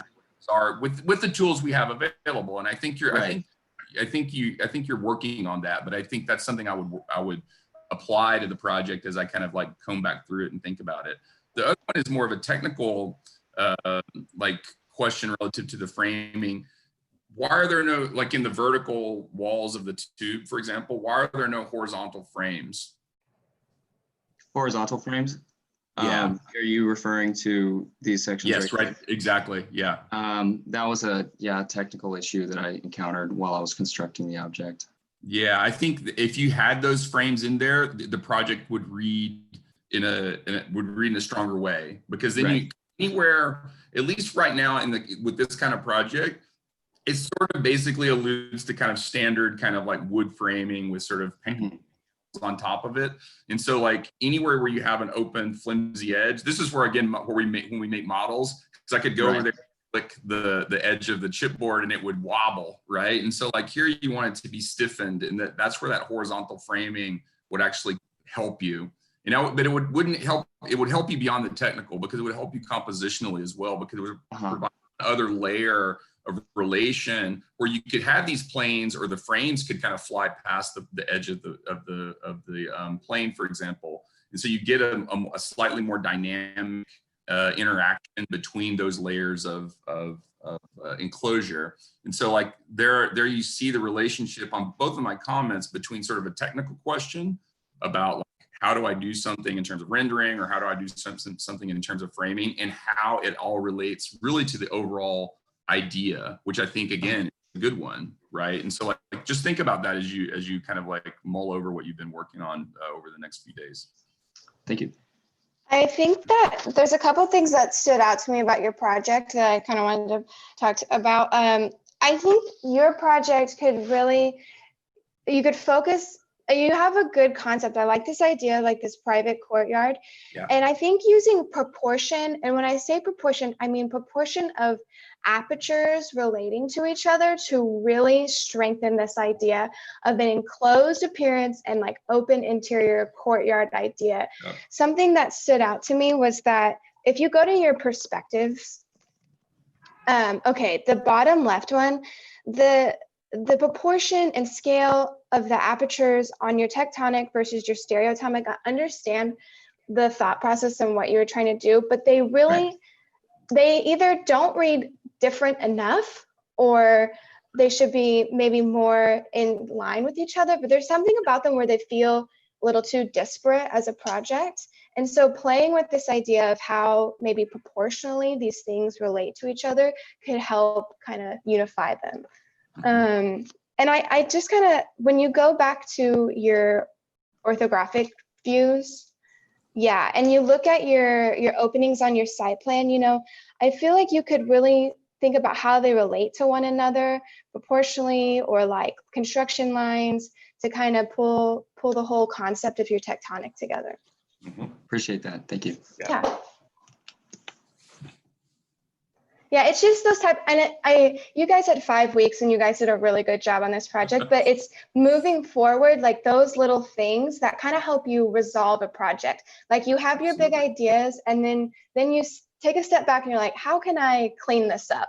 It's just those little movements, and you're learning that, and you guys are doing great. But from one student to another. Yeah, but I think, Jamie, I think you're right about that, because I think what's nice about the project, beginning your sort of like design work with a project like this, is that it actually puts you in touch with actually the range of stuff that any architect or interior designer has to deal with: occupation, space, site, but detail as well, and technique and methodology, right, and thinking. And so like it's an amalgam of all that stuff. It's not one taking precedence over another. It's not materiality versus idea. It's not technique versus concept. It's like all of those things work together. And you're talking about parts and wholes the whole semester, right? You're talking about composition. And those parts and wholes aren't just formal things, right? They are the full gamut of stuff that you're asked to do as a designer. And really good designers are always seeking to like synthesize those things. They might prioritize one over the other, but like in general, they're always kind of merging together into something other, right? And I think that's why we keep on pressing those questions to everybody really so far. So, but nice work. I think it's good to continue to think about all that stuff as you move forward. Thank you. That's great. Yeah, those things never go away. Like those are always things that you have to be thinking about. Yeah. Okay, you guys want to just keep forging ahead? We've got 6 more. I just want to grab like a drink of water real quick. Okay, we'll take just a couple minutes. Simon finished a minute and a half early, so. We'll take a minute and a half. Yeah.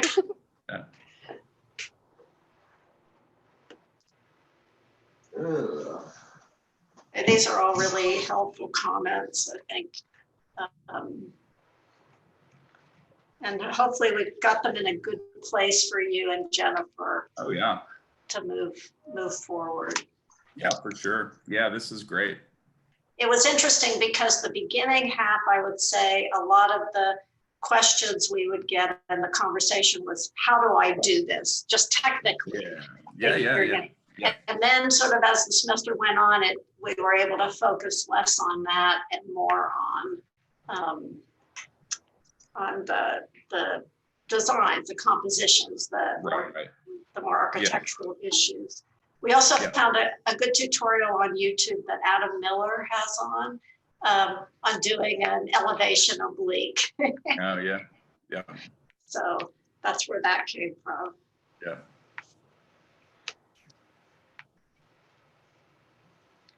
I'm gonna re-up my coffee right quick. You can go ahead and start. I'm just two feet away so I can hear. Okay. Okay, so we've got, next is Sean. If you want to go ahead.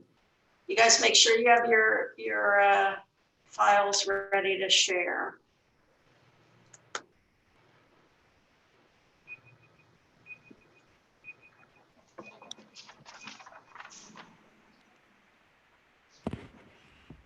Okay, can you guys hear me? You're a little quiet. Is there any way to get maybe closer to your mic or anything? I can just, Or yell? is that a little better? Yeah. You have to speak up. We can barely hear you. Okay, so my name's Sean. And I titled my program A Meditative Space. Can you speak a little louder? A little louder. How's that volume? Still quiet? Yeah. Okay. Just yell. Yeah, just yell into it. Really, really loud. Okay. So based on the parameters, I designed a project with two interrelating elements, the framing tube and then a programmatic object. In there, we've got several apertures which introduce dimensional light, highlighting a plinth-like extrusion within. These elements were intended to provoke a slightly cerebral experience for the meditating inhabitant. Here's the plan oblique. With the more private north face, and then we can't see the more open public other face. And then here is the south face, which I strategically situated as to be flush with the site for privacy from the north face from any onlookers, but so that it was open to possibly like a natural space and maintaining that connection to the natural world.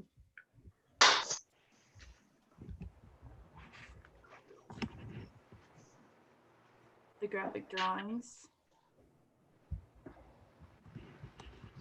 And I really wanted to keep the stereotomic versus tectonic of the two elements and have a lot of the framing exposed both from the top and inside as to keep that contrast going.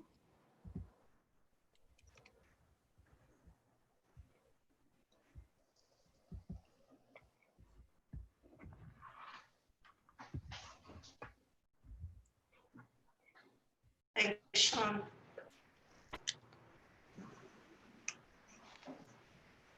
Could you go back to your orthographic drawings for me, please? And then could you maybe talk to us about how you see people moving through the space? Like, how do you imagine people entering and like, what's kind of their procession along? Sure. I imagine people entering from this from the southern face here. So there's a, move it here, through this like vertical opening, and then upstairs, and then around to, there's kind of like a plinth area that somebody could move up onto and then view out from the other side.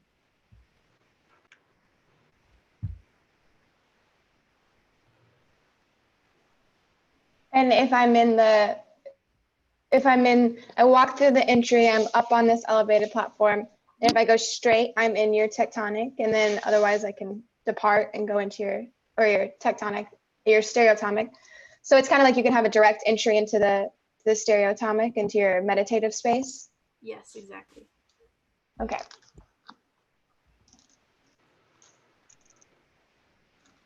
You know, I think if the plan, I think the plan doesn't help you explain that. You know, I think even in this drawing, like the plan, I'm interested in the plan. I think the plan is at a basic level is doing some nice stuff, but I think it doesn't show that, and I think it doesn't show that because there's the framing seems to be no flooring on the framing. And there's only framing, or maybe that's above it. It's not quite drawn right. I'm not sure. And so like, I think if you went back and looked even at the floor plan, it would start to help, you know, kind of like clarify what those relationships are. Because this one, I think would be better served like through like looking at it through a compositional lens rather than sort of an experiential one. You know, just 2D kind of like compositional stuff, because I think that would help you kind of clarify some of those ideas and work back towards occupation as a way to kind of understand how I would actually go through those spaces. Because I think you don't show, the reason I even say that is because there are no people in these. And so like, I think if you had some people, that would help clarify that. But it's, you know, even Jamie's question about like, how would you go through this? It's unclear. You know, I think there are multiple ways that you could go through it, which is could be a strength. I think that's not necessarily a bad thing, but like, how can the drawings again, like support and explain and show, demonstrate like, what is this idea about spatial occupation and movement? I think you have a very clear kind of like 3-part scheme. You know, you have a little sliver of tectonics that wraps the stereotomic element. Then you have that stereotomic element kind of at the core of the overall composition. Then you have this sort of elongated piece at the end. And so like, I think going back and looking at it through that compositional lens would be really helpful. You know, I think I like how it's cited. I think that's starting to work for you, but those things would be the way that I think you could start to really, you know, show what the idea is, right, through the drawings. Yeah. I would say something that kind of I'm wondering about on your project is this idea of the main entry into the meditative space. And I think that can be done, but it also is kind of, do you want it to be like the first thing or maybe the most, not public, but you know, this idea that such a defined entry, everyone's going to go there. Do you know, but the program of the space is to be contemplative and meditative. And so they're kind of contradicting each other. So that's something to maybe consider, where you have these really like nice open spaces in your tectonic public, you know, tubes. And so maybe there's a way that you can have a direct entry that's straight to the meditation space, but also there's a defined hierarchy between going into a public space and going into a private space. Okay. Yeah, and then how can you use ideas of threshold as sort of preparatory moments? Because that's what this is all. I mean, the whole like premise of this exercise and project is about like, how do I, you know, move into a space and then move between spaces, right? And so like, I think those things, I think you lost a little bit of what the tube could offer for you by changing where the main, you know, the quote unquote entry is. I don't think that's again, it's not necessarily a bad thing, but then you would have to think, okay, if I'm moving into that sort of enclosed space first, then what is the experience of moving out of it, right? Where everyone else is kind of about, I'm moving toward it and then I'm moving through a tube into that thing. You've got that script, which isn't bad, but I think you could, again, the thresholds moving out are undefined yet. And so like, I think that would be something you could go back and kind of like reconsider or think about how that would work. Do you have any questions, Sean? I do actually. When you're talking about Professor Odom, when you're talking about compositional versus experiential lens, can you explain a little bit more about that? Well, I would just, I mean, because I think, because Jamie's original comment was about like how the experience of moving into those spaces and like the physical, actually subjective body and person moving in and out of these spaces. But I think there's another way that you could understand it, and that's just through like the relationship of one thing to another in terms of form and the objects themselves. And in this point, that's really a compositional set of things that you can use to understand that as well. And then move back to sort of, okay, now what is it like to be in this thing, and the series of perspectives that unfold as I move through this thing, right? Which I think is a different way to understand it. And I think it would help you because it actually points up where, like, where is the entry? You know, what's this thing connected to that thing? Just with lines, right? Not even with spaces, just with lines and edges and things like that. I think that's kind of where I was headed with that. It's a ham-handed comment. It's not really well articulated, but it's a gut instinct kind of thing for me right now. Gotcha. Yeah, it kind of goes back to, sorry, one more. Oh, go ahead, Jamie. Did y'all do your first couple projects were composition projects, right? Yeah. Yeah, it's kind of drawing back on that, like, and using that to help you kind of organize your projects. Okay. Great. Thanks, guys. Thank you, Good.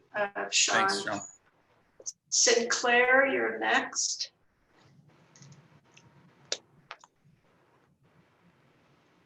Hi. Sinclair Black, really? I know. Can you believe That's it? awesome. Any relation? That was the first thing I asked her. That's funny.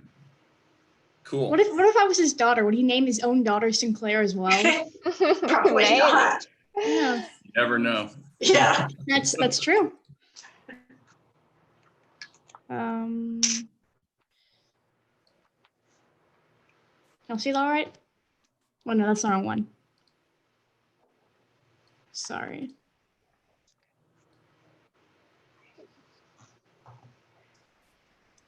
Y'all see that? Yeah, can you make it full screen?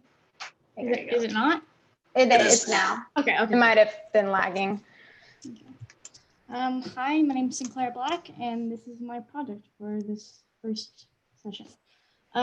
So I chose meditation for my program, and I really wanted to focus on trying to create an environment where the occupant can really just try to focus on one thing, and that one thing was light and apertures that let light flow in, and that create kind of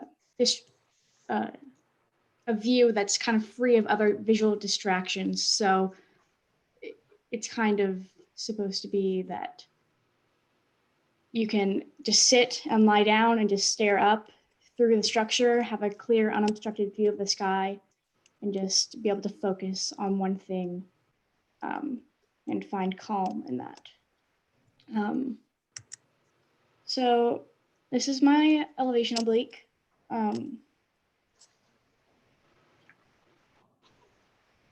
So this is the main programmatic option or object right here. I also wanted to try to make a semi-private space, semi-public space in here because I didn't want to necessarily close off this object from the tube, but I also wanted to give the occupant some privacy. So I kind of made barriers to the outside with these half walls of these posts and frames that are seen on the left side of the programmatic object in the front. You can also see the programmatic object through here. Can y'all see my cursor? Yeah.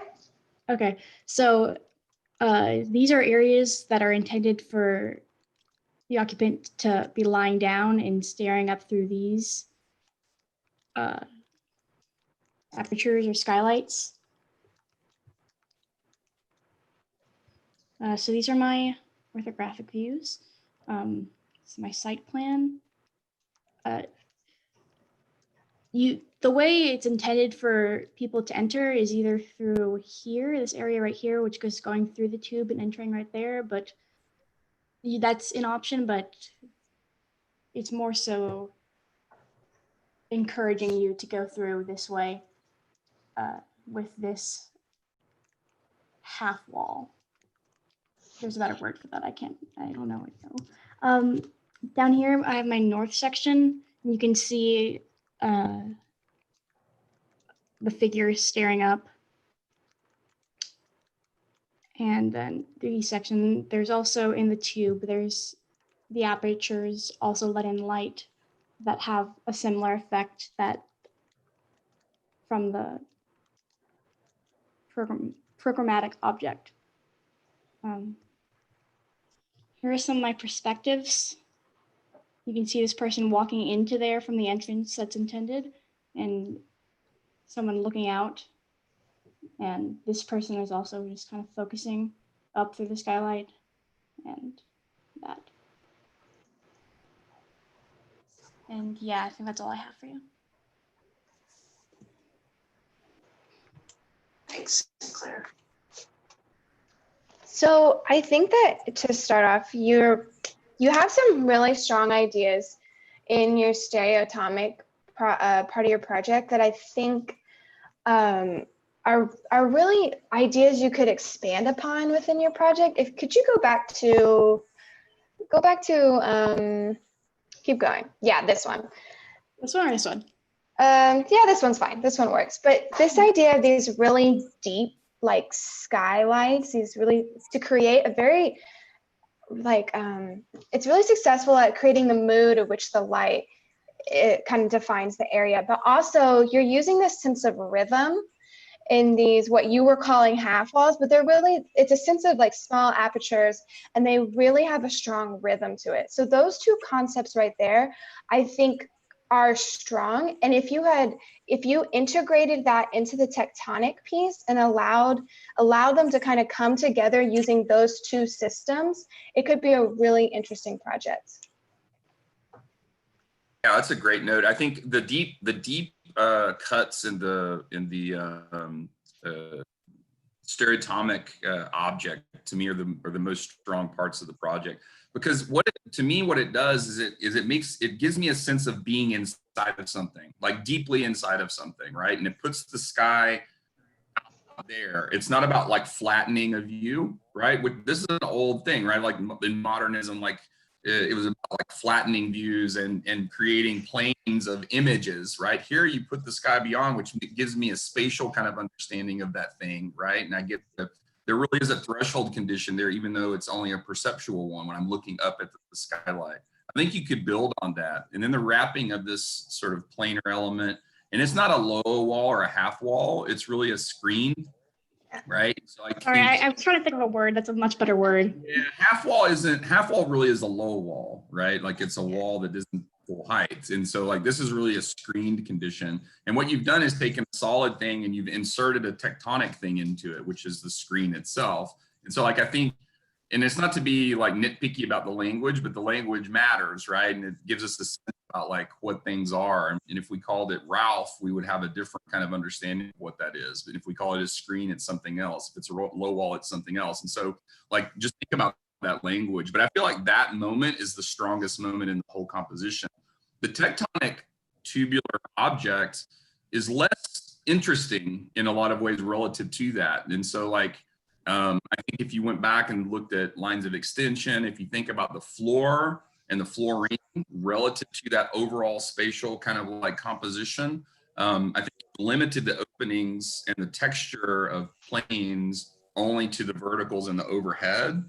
I want to feel more encapsulated in that. And that's where, you know, even though it seems like excessive in some ways, but the ones that to me have been the most successful have been encompassing in the way that the floor, wall, ceiling system kind of come together. And maybe it's just a matter of time, but like I would go back and just do some lines of extension, even if it's just planar, right? You don't have to have openings, but you could have little planar relationships there that would just start to set up new kinds of spaces. Because you have this nice overlap between the tectonic and the stereotomic, which I think is also quite strong, that you might want to pick up on in the framing and the planar elements.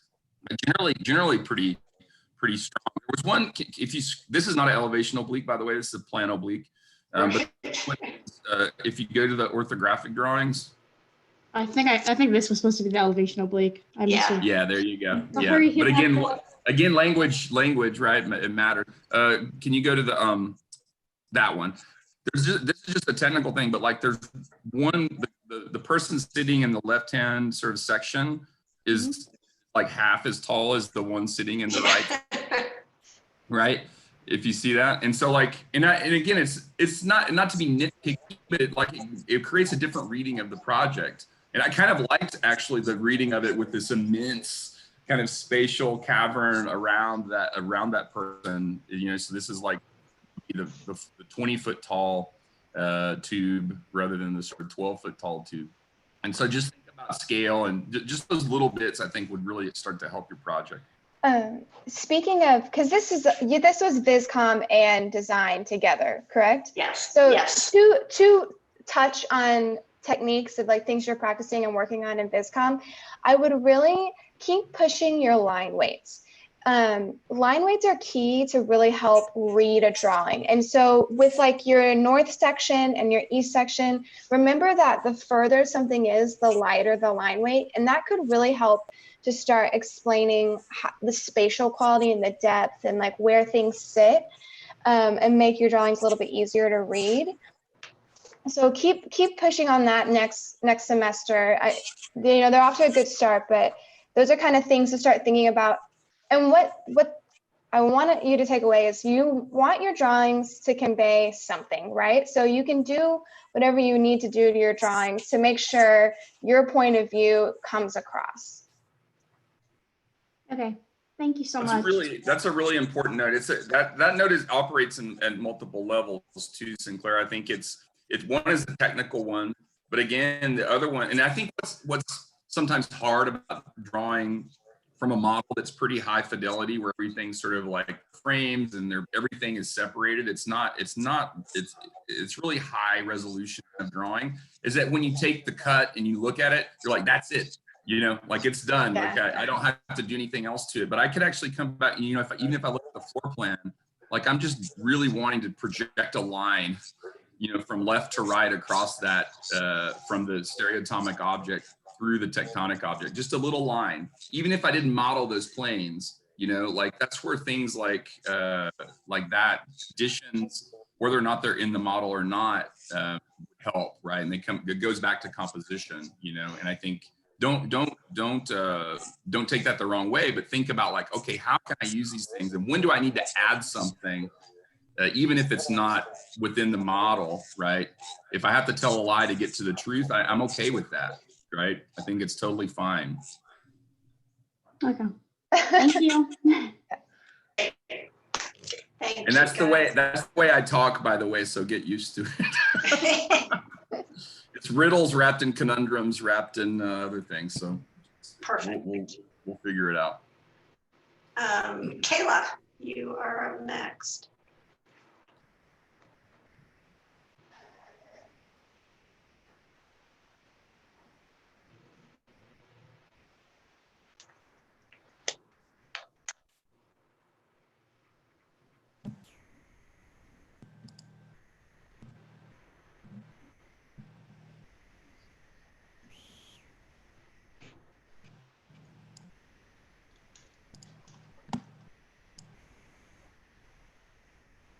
All right, can you see this okay?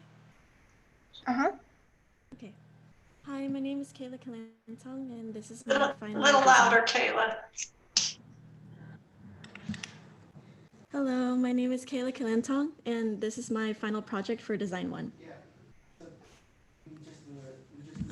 Okay, so I titled my project Sanctuary, and Sanctuary leads one on a dynamic journey upwards into the main reading space while exploring the relationship between the design's stereotomic and tectonic elements. The first level is largely public, with subprograms for movement, views, reading, or socializing with a group in an open seating area. However, as one moves up the curved ascending pathway, they are led into a reading area on the top level, whose intimacy and privacy is achieved through inaccessible height rather than enclosure. Because reading is such an imaginative experience, I chose to design this space surrounded by surreal views, natural light, and open air. Floating planes are also used to provide shade, emphasize the curved path, and provide a first-hand view of the intricate tectonic design from the top level. Oops. Okay. So this is my plan oblique, and I feel like from this drawing you get a really good sense of the dynamic and directional flow and rhythm of this design. So starting from this site, you can see it wraps around and you are directed to the entry threshold, which I created through sliding the northern wall out slightly. You are then directed throughout the tube and throughout different subprograms that you'll see in the elevation, and up the ascending pathway into the main reading area right here. Okay, so this is my elevation oblique, and I feel like from this drawing you get a really good sense of the subprograms in the more public level. So throughout the entrance threshold, you get a really good view of the tectonic layer, which is both structurally and formally beautiful. So I chose to incorporate that into my views as a subprogram. You can also see this main public seating area, which is secondary to the main reading area, but it's a nice like open place for potential group socialization. So here's are my plans and sections. And in my section A, I feel like you get a really good view of how I extended that main ascending curved pathway in the floating planes right here. I feel like these planes are a very nice cohesive element between the tectonic and stereotomic, as they provide shading for the pathway in the main reading area, and they also give a hint from the outside view of the main program element. In section B, you can see the main entry to that ascending pathway in relation to the public seating area. And in the floor plan, you can see that there is also a secondary exit and entrance, which is farther eastward, but due to the directional flow, I feel like this is like the main entry. Here's my exploded plan oblique, and hopefully you can see the cohesive dialogue that I created through reflecting the spatial direction in the plane and frame composition. And this is my messy concept design sketch, but you could see that the main ideas that I begun with was extending that reading area upwards and having this nice wrapping ascending pathway, emphasizing a journey to that. And you could see the development as I worked with these main elements, and it influenced the subprograms surrounding. Going on to my perspectives, this is a perspective from the entry, and you can see how you kind of get a hint at the further subprograms, but you're still led to discover more.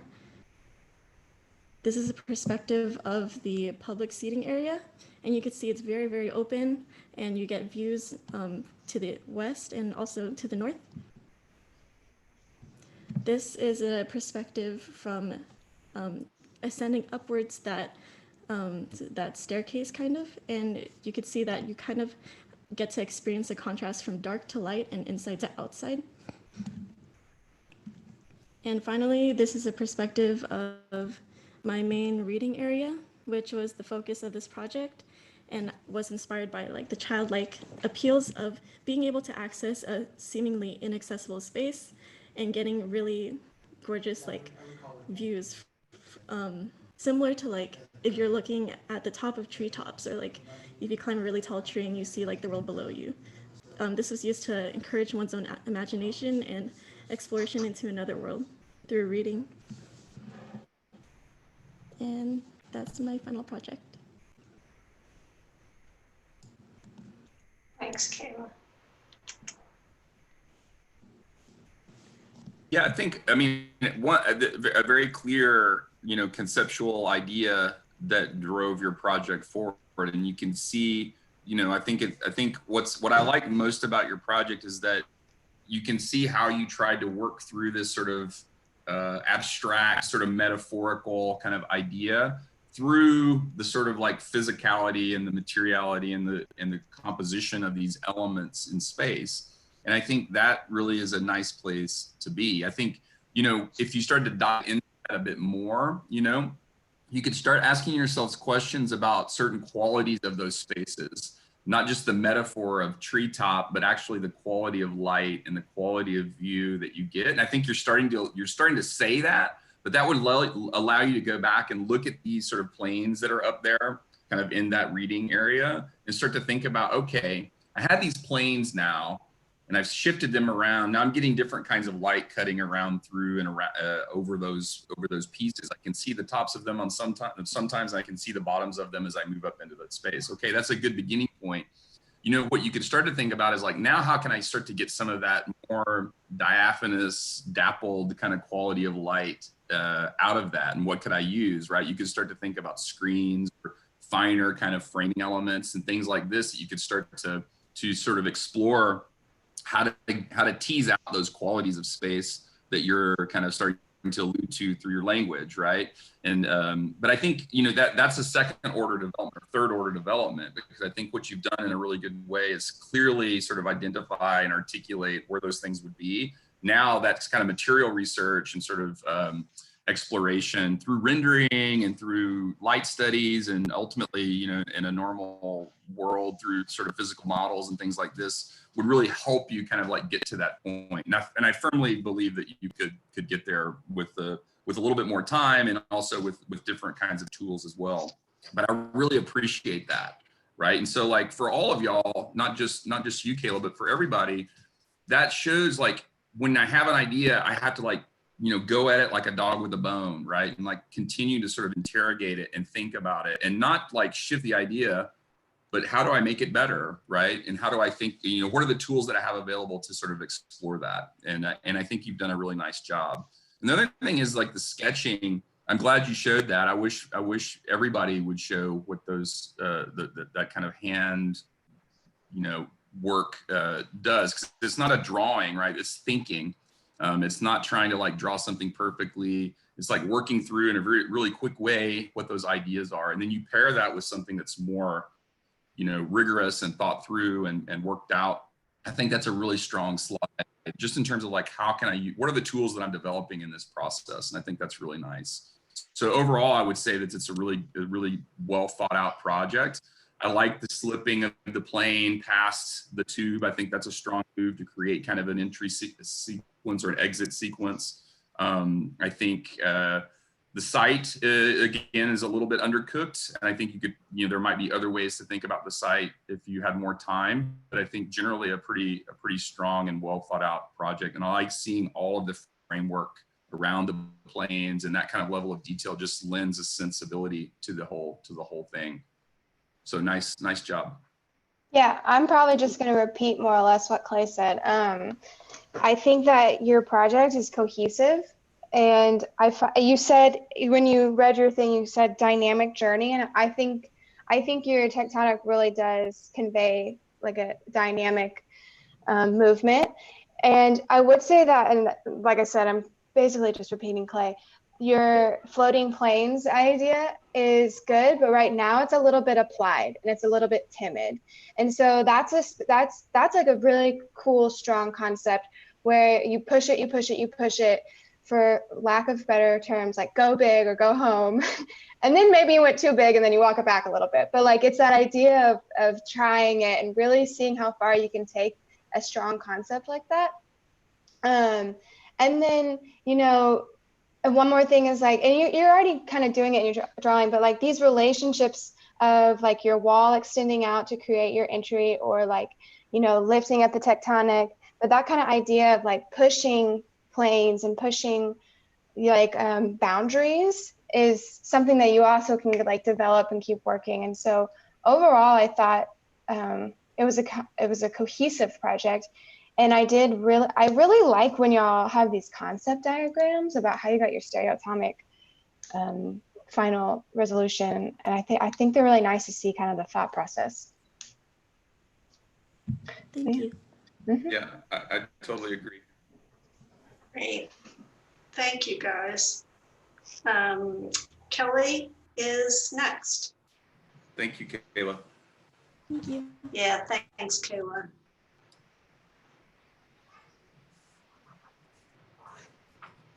So we've got 3 left. Okay. All right. Can you see my screen? Yes. Yes. Okay. So, hi, my name is Kelly Fan, and I will be showcasing my final project titled Free Read. The following project depicts a space for the program of reading in which location and intensity influence the movement within the space. I used light, hierarchy, and took into consideration symmetry and just the natural movement of the human being while creating this.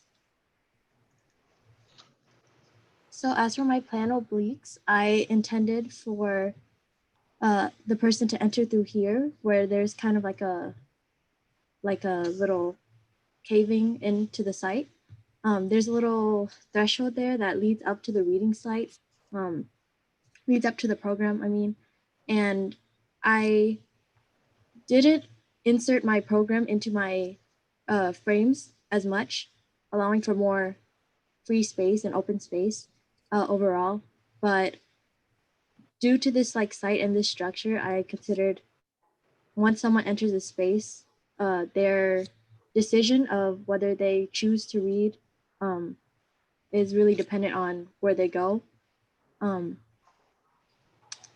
And yeah, my elevation oblique shows the front view of the object. There we go. Okay. And it shows the planes and frames. I really wanted to create like a centered and inverted type of structure when it came to the planes. And I kind of achieved that through kind of breaking a sense of symmetry, like at the very end. For example, there's like this corner right here that rather than it being just a simple square, I decided to put an intersecting kind of square plane here. And for this one, I put a really thin gap right here in between the plane. And I wanted for more open light towards the areas that were more open. For my program, I wanted an enclosed space that was kind of darker, but did allow for natural lighting. But as for this, towards the left of the figure, you will notice that there's more open spaces where the planes are. I did that intentionally, so the space just seems more wide and open and free.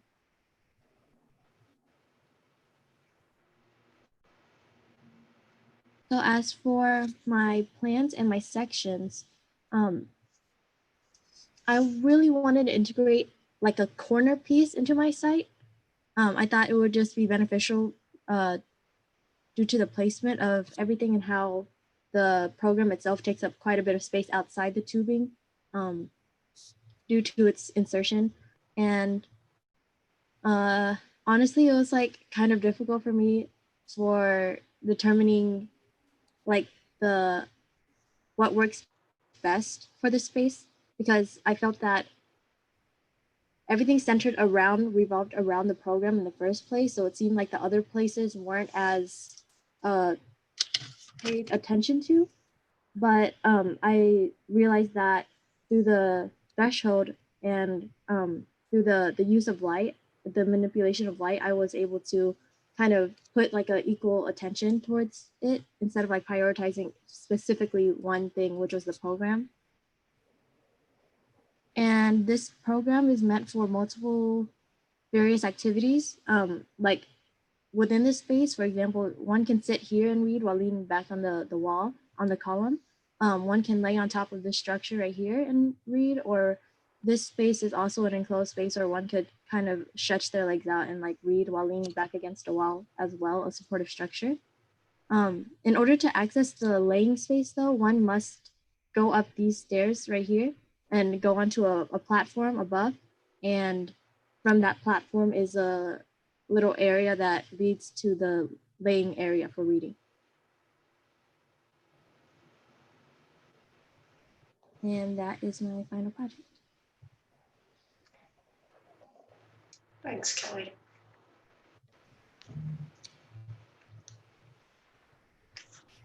Kelly, just one quick question that's not really a major critique, but just a curiosity. In terms of the boring, when I look like the bottom left image, is that sort of, is it meant to feel like, am I meant to walk on that? Yes. So it's like a texture that you kind of like introduce into the flooring. Yes. That's really, I mean, I think again, it's what I like about your project is sort of like, it's maybe the most intense that we've seen so far in terms of how the tectonics are organized and in terms of spacing, in terms of the quantity of elements. But it's also in a strange way, because it's gone a little bit further in terms of the quantity of elements. It's actually started to be go through the lens of complexity. Now it's moving back towards simplicity in an interesting way, right? And so it kind of counteracts the idea that if I keep on like intensifying a project, that it gets more complex. Actually, you've moved back, and it's starting to become simplified again because there's a number of elements. And so like, I think the flooring is one area that, I mean, I could quibble with it a little bit because of trip and maybe, but I think you could fix that. But I really like that kind of like moving through and continuing to sort of like articulate stuff. And then all of a sudden it becomes reduced in a way. And you might say, what? That's crazy. I don't see how it's kind of simplified, but that bottom left image to me really shows that I can have a lot of elements going on, but it can be really clear and really kind of like almost minimal in terms of the spatial quality. And I really like the interplay of the solid stuff and the sort of tectonic elements within that image, but within the whole project as well. I think it's a really beautiful project. Oh, thank you. Yeah, there's a couple things I just wanted to point out. You talked about how on your tectonic frames, you didn't like you wouldn't do like pure rectangular geometries. You would like cut a corner. And I think that if that was a idea, I think you could push it further. I think that could be a, you know, don't hold back on it. Like it feels a little timid at the moment, but you could really advance that and make it a little bit more integral to the kind of the idea behind the tectonics. And then another thing, since this is also your Viscom review, is like really watch your line weights. They're pretty dark, and so especially like on your floor plan with all the framing, it's a little hard to read. So just remember that like using a hierarchy of line weights will help your drawings read much better. Yeah. And actually in the floor plan, and the reason I was surprised and not worried, but wondered about the flooring is because in the floor plan, it looks like it's just framing. Yeah. It's because of the line weight. And then when I see it in the image, I'm like, no, actually that should be a really light line weight. It's really just a detail line between two things kind of coming together like that, which is really more of a detail line. And so, you know, I think the lines are there. That's good. Now the line weight would be the second way to make the thing read a little bit better. But I like the overall kind of quality of the project and what it kind of promises in terms of thinking about tectonics and the relationship of these things that might seem disparate at first, but I feel like it's a really cohesive project. I really want to see more images, honestly. I think a few more renderings would really be super helpful. Yeah.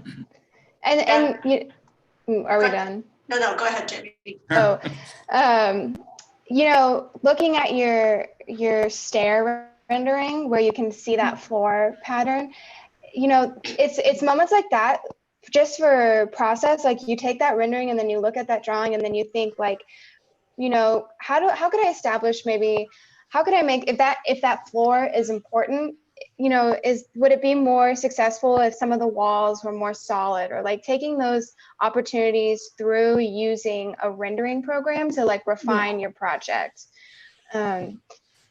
And really, you always want to have like a focal point or a hierarchy within whatever drawing, whatever perspective.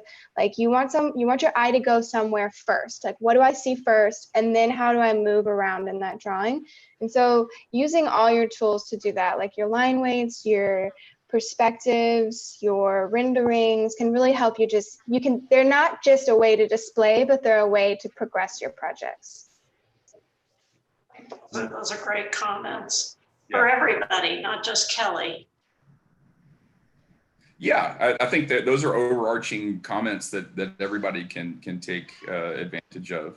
Yeah. You know, like even on an image like this, it's hard. I don't think I'm incorrect in saying like all of these drawings are not the same scale. Oh yeah, they're not.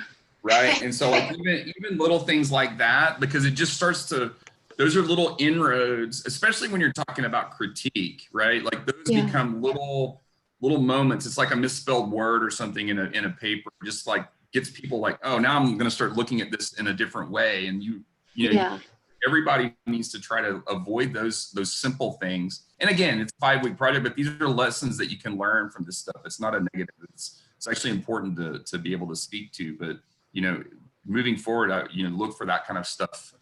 And that's an overarching comment as well.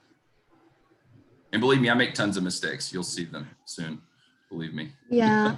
I struggled with like the scaling of the drawings at first because it was like, well, I mean, I still do, but like, it's because one of them, the plano obliques, I rotated it like, for example, 30 degrees. And for the other one, I rotated it 60 degrees. But whenever I compressed or like made it smaller scaled, the line weights just came out more not like how I wanted to.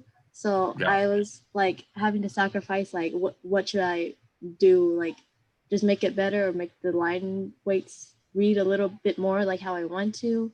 But yeah, and for the comment about like how the different ways aren't just like displaying but a way to progress my model and project further, I realized that like later on, because whenever I designed this, I didn't really put it in rendered mode for me to see that often. And I intended for this little stairway progressing into like the main vertical circulation. I intended that to be like all like lit up by the natural sunlight, while the person experiences kind of like a darkness while like going to like the natural light up on top. But once I did like add in the sun settings and everything, I realized like it didn't turn out the way I wanted. But yeah, I realized like I should keep going back and forth to check it because it helps like progress it. Yeah, and you're just starting out, and it's been 5 weeks, and so now you know.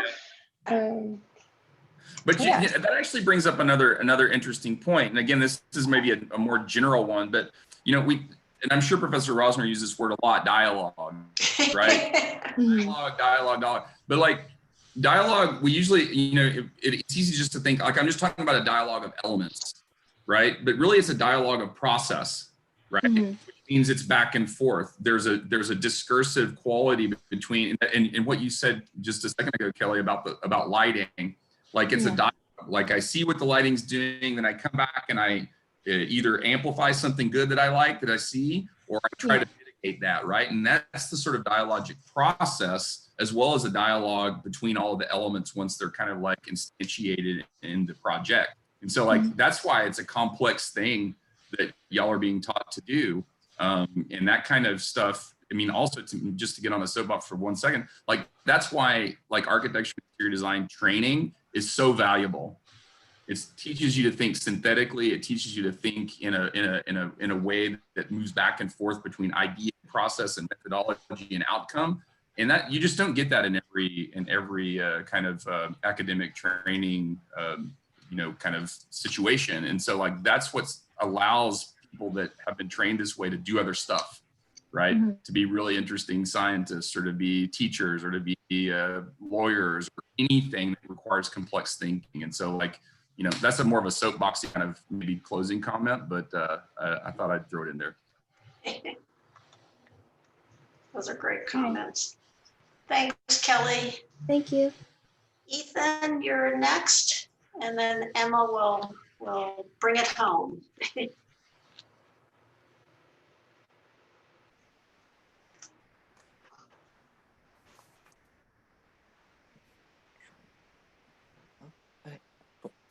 So, hello, my name is Ethan Plevac, and this is my project. And so I decided to call it Guided Meditation. And so in this composition, I wanted to focus on the user's meditation experience by exploring the placement of apertures based on when we talked about Le Corbusier's like modular man, those proportions. And I also wanted to explore the designation of public versus private space. And so my intention was to create a space that creates a stop and go environment, which influences when and where the meditation occurs. So here are my plano obliques first. The apertures on the north and south walls are placed with regards to those proportions of a 6-foot-tall man. On the left, we have you're seeing the north view, and then on the right, you're facing the south. And so while the path inside guides the users past the apertures, a variety of apertures greets them on the south wall on the left of the page. The plano oblique of the south side exposes the size of each one. I intended for the horizontal apertures to imply movement, while the vertical apertures imply a stopping point for reflection. The first vertical aperture here, when entering from the east side, frames the user while providing a view of the site and beyond. My goal with the north plano oblique on the right partially was to provide some views from the inside, but I mainly wanted to direct the user to focus on the path in front of them that leads downstairs, which I'll show in a different view. And then here are my elevation obliques. So the apertures here better show the horizontality versus verticality of the apertures. And so in this view, you can see part of the programmatic object in the tube. So here the option to sit on the object is more visible from the apertures. And so this offers a public space for meditation. The lower level of the object is also visible in this view, but it provides a more private space. And then here are my orthographic projections. And so my goal for this was to emphasize the lower level of the structure and programmatic object. So looking at the top of the stairs, here and here, you can tell the path is very narrow, the stairway is very narrow. And I wanted the lower level to be as a very private space from the beginning of the threshold between the levels. The path leading to the end of the lower level is framed by 2 thick walls, which again highlights like it's very narrow. So it's like only for one person, so it's very private, but also I wanted the illusion of the programmatic object on the upper level was sort of supporting and carrying the bottom part. Excuse me. And then the lower level ends with a place where one person sit on the edge, let their mind wander. I extended it beyond the frame above just to give more light to the user on the lower level. So then the next page, here's my exploded plano oblique. So I created this in trying to show like every single detail of each piece, which was sort of hard to do given the size of the page. But I think like you can see each piece. So that was my goal. And so here you can also see again, like the horizontals are all in one area and the verticals are on another. Finally, here are my perspective views. I used Rhino just because I was more comfortable with it. And so on the left side and the right side, we have my 2-point perspectives. On the right, there's just an example of a guy sitting on the edge, which was in the private meditation space, feet over the edge, just, contemplating and meditating. Then in the middle, I have someone sitting on the programmatic object in the more public space for meditation. Then on the left, I tried to show how that first vertical aperture frames someone as if they're looking through and provides them like a view to reflect on and stuff. And so that is it. Thank you. Thanks, Ethan. Where is the image on the right taken? The perspective on the bottom on the right? Where's that? That is from the ledge here. Ah. Oh. Okay. Okay. And that's part of can you go to maybe the oblique or the exploded? Are you talking about the object? There. Okay, there. It's into the ground. Yes. Okay. When I made that I like object, that piece. I think that piece is really, really interesting. I think it's quite successful in terms of like this interaction between planar elements. I know it's supposed to be the sort of stereotomic object, but it really is more of a tectonic, right? It's an assemblage of things that come together to make a whole thing. I agree. But I like that slippage in the bench and everything. I think it's really nice. Yeah, I didn't pick up on that at first, but I actually think that piece is really strong. And the idea of it like puncturing down into the ground is a really strong concept. And I actually feel like I don't mean this to be, I think your tectonic takes away from that. Oh, It kind really? of gets lost in that. Mhm. And so, you know, it's just a learning process of like trying to find your key moments, your strongest concepts, and always trying to, every move you do, strengthening that. Right. And every move you do, like making sure that that stays what the project is about. And so that's just moving forward, you know, that's just a lesson that you'll learn again and again and again. But Yeah. I definitely struggled with that at actually, first. oh, sorry, Ethan, go ahead. Sorry. Okay. I definitely struggled in making the stereotomic object because when I first did that process and I got my object, it was very cube-like. There was barely any room to move around in. And so my iteration process was just very, very long. And so this is what I came up with just because it felt more comfortable. I felt like it helped the user move through the tectonic structure better as opposed to just like a cube in the middle. Yeah. I think you can take, actually, if you went back to this object, one, I'd like to see that process like we a few of the other ones. I think that would be important. And I would add that for my portfolio for sure. Okay. But I think if you went back to this object and understood how those parts interact and then take the interaction and apply it to how it interacts with the tectonics, how the tectonics interact with it, I think you could kind of engage Jamie's critique about one kind of maybe taking away from the other. And I think it's not so much that they take away, they're not in tune yet, right? Like one is doing one thing and then the other is doing something else. And right now they seem separated a little bit. I think if you came back and like tried to work that space between them, use this idea, I mean, the slippage of that little piece that becomes the bench, actually to me is the sort of maybe diagram for how you could engage that question, at least one way, right? In terms of action by slippage or projection of one thing into another. Yeah.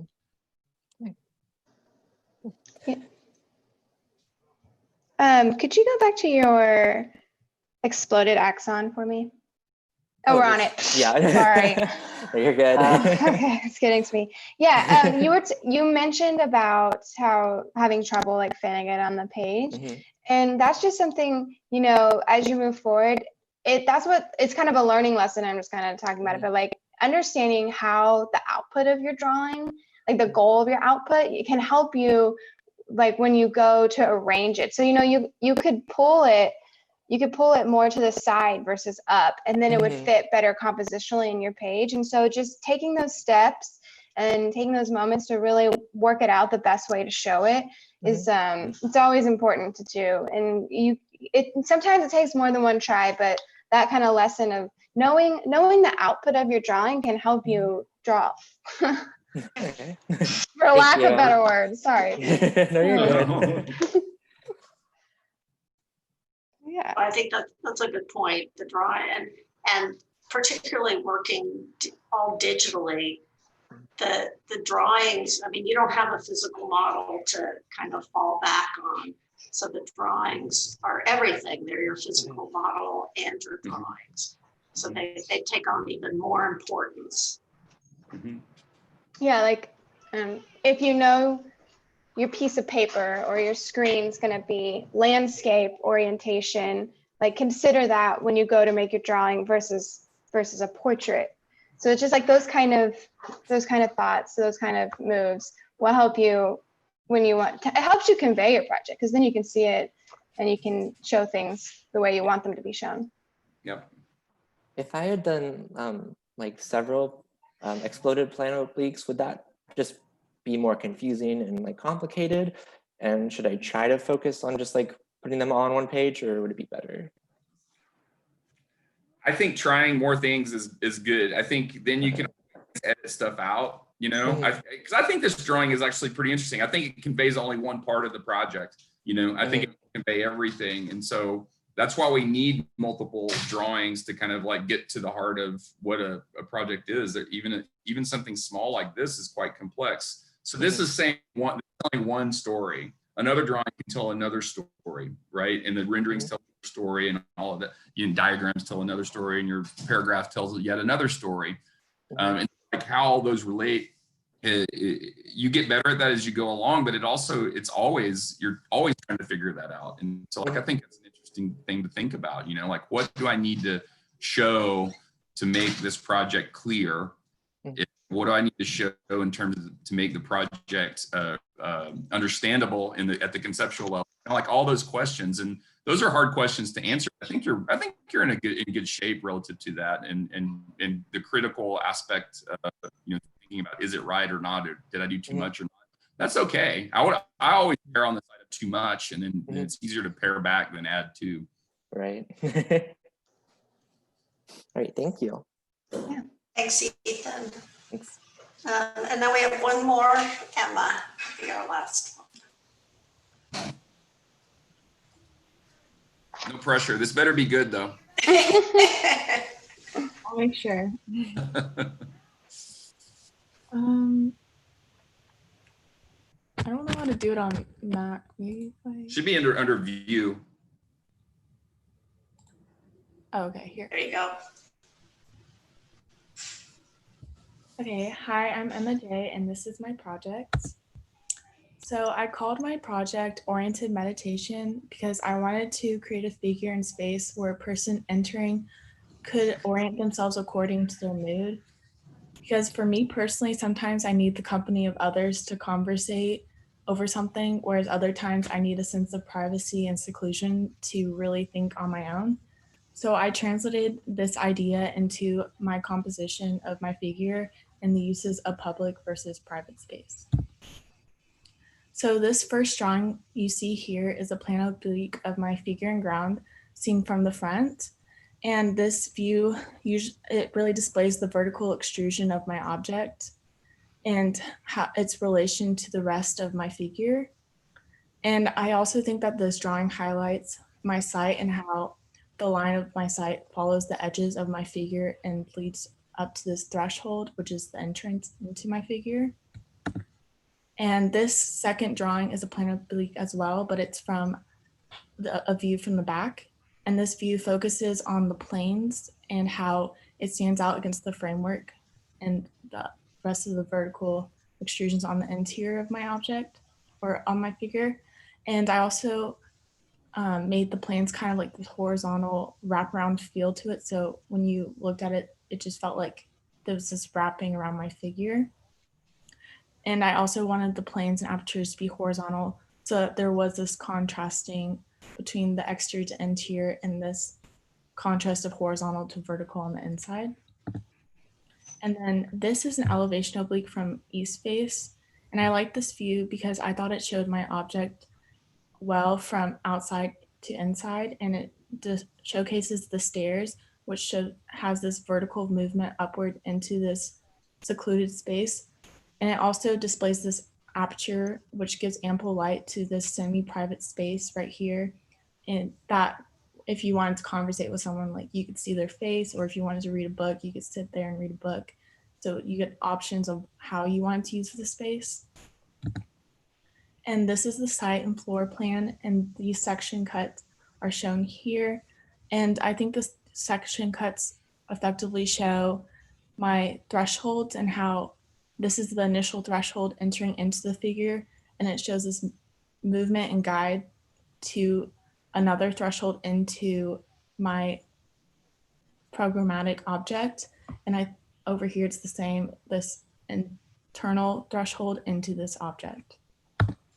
And then this is an oblique that gives a clear visual of the different components of my project and how I composed them all together.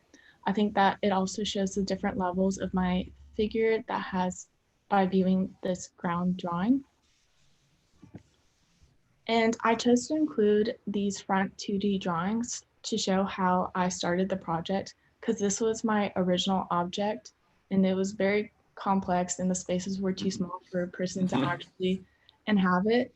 So whenever I put it into this frame tube, I had originally stretched the entire object to fit the space, but that was against the parameters of the project. So against the law. Yeah.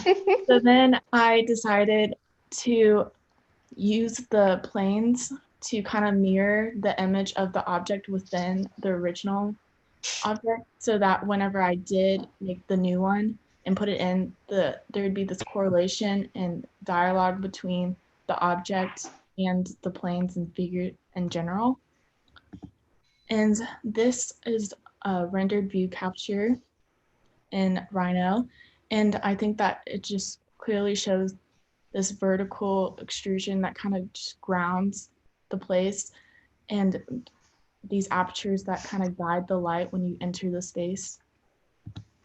And then these are some more rendered capture views, and this is to show the utilization of the space. And this is the vertical extrusion, where it's mostly private and it's a small intimate spot for just you to go away if you need an escape. But it has this disconnect from the rest of the figure, but there's also this connection through this passageway where it leads down into this semi-private zone where you can lay down, sit, or stand in, and you can utilize it however you want.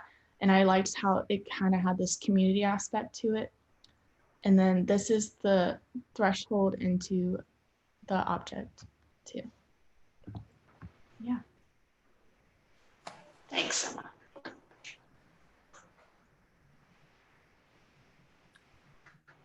In the can you go back to the maybe the east elevation oblique drawing? I think is really interesting. Can the stair stepping up the side of the project, is that part of the mass that's interior to the project, or is it part of the ground in your mind? It's part of the ground in my mind. Yeah, I think, and I get why it would be, and so it's totally fine that it is. But I think if you thought about it, or if you thought about how the interior mass sort of projects out and engages that a bit more, rather than it being a sort of a hard edge between like ground and being inside the project, I think there could be nice sort of formal potential of that, because it would let you kind of think about it in a slightly different way and how that interacts with the ground, and therefore how the building as a whole kind of interacts with the ground. But I think it seems like maybe it's just a word game, but it's actually not. I think they're quite different kind of takes. I do like how there's a little lip, you know, of a step that sticks out from the inside out. I think that starts to talk about that interaction a bit, but I would like to see a version of this where at least some of that stair stepping becomes part of that mass that's inside, right, of the project. The other thing I thought was interesting relative to your project is that you were describing, and what I like how it's drawn relative to like really like talking about these outer planes, you know, and the inside tectonics is really pushed back using line weight, which is a different kind of tension, you know. So I think it shows how you can really affect people's reading of a project by playing around with some of the conventions. But other than that, I think you talked about the planes wrapping, right, around, but actually they don't wrap. What you have is like really, you have a face, and then you have a face, and then you have a face, and they don't wrap. You actually have a corner, right? You have the corner problem exhibited in every turn of the planes around the object. And I think, and maybe there's a corner window there that kind of starts to play a little bit with sort of wrapping, but the rest are really planar. You know, it's not like something that is wrapping. It's like there's a face, then there's a face, and there's a vertical line, and it's sort of almost like a Miesian corner, which you may or may not know what that is, but like a Mies van der Rohe kind of like corner condition at those edges. And I think something to kind of maybe play up, because it talks about tectonics, right? It's not like trying to blur stuff into one. It's like, nope, this is a face and that's a face. And I think that's, even if it's not intentional, I think it's something to kind of think about relative to your project. Did you think about that? No, when I was speaking about wrapping, I was kind of just thinking like there's a connection between each side. Like there's some, like this side right here has a connection to this side, and on this side too, it does the same thing. So each side kind of corresponds to the other. Yeah. So it's not like, yeah, they relate. Yeah, for sure. They definitely do that, but they don't wrap in the way that, at least when I'm using the word wrapping, I'm thinking like a continuity, like like it's really like a continuous material around. And just by playing up that corner, the corner that we see in this drawing, right? And there's also, you know, from ceiling or roof to vertical wall, you also have that moment. And so like, I like that. I think it's something worth playing up because it talks about parts, you know, about surfaces and planar elements, not sort of masses. And so I think it's interesting to think about. Could you maybe take me back to your floor plan? I'm having a hard time understanding the interior space of like the tectonic.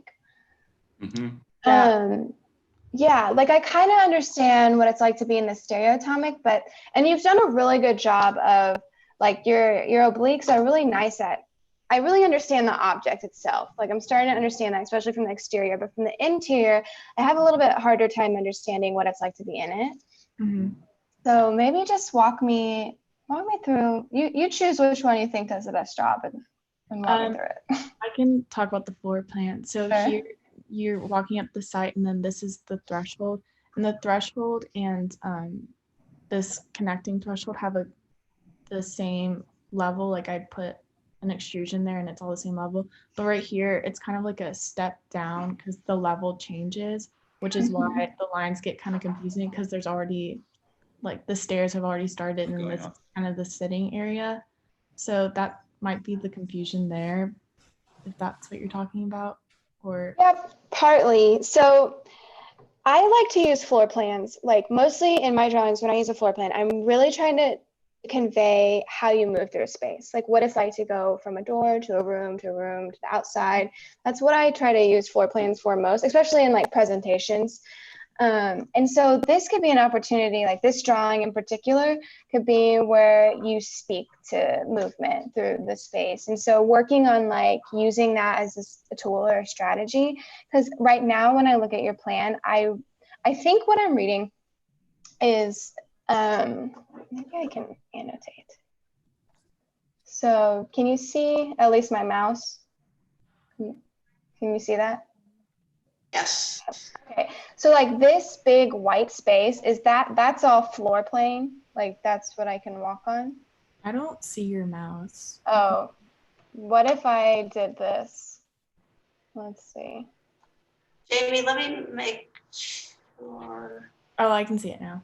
Okay, so like this whole space right here, I get a little confused. Like that's where I could walk, right? Yeah, that is all open space right there. And then right where this line right here is where the object starts. Right, so that's where like it's critical to show like your wall thickness, so I know my boundaries, and just like keep pushing that drawing to really show like, I guess your edges, like you're kind of missing edges on that drawing. That will help you kind of, because you really did a good job on I think the obliques read really well. So then that drawing could be used to really show like the space plan. Yeah, I think also dashing in things above, you know, would also help.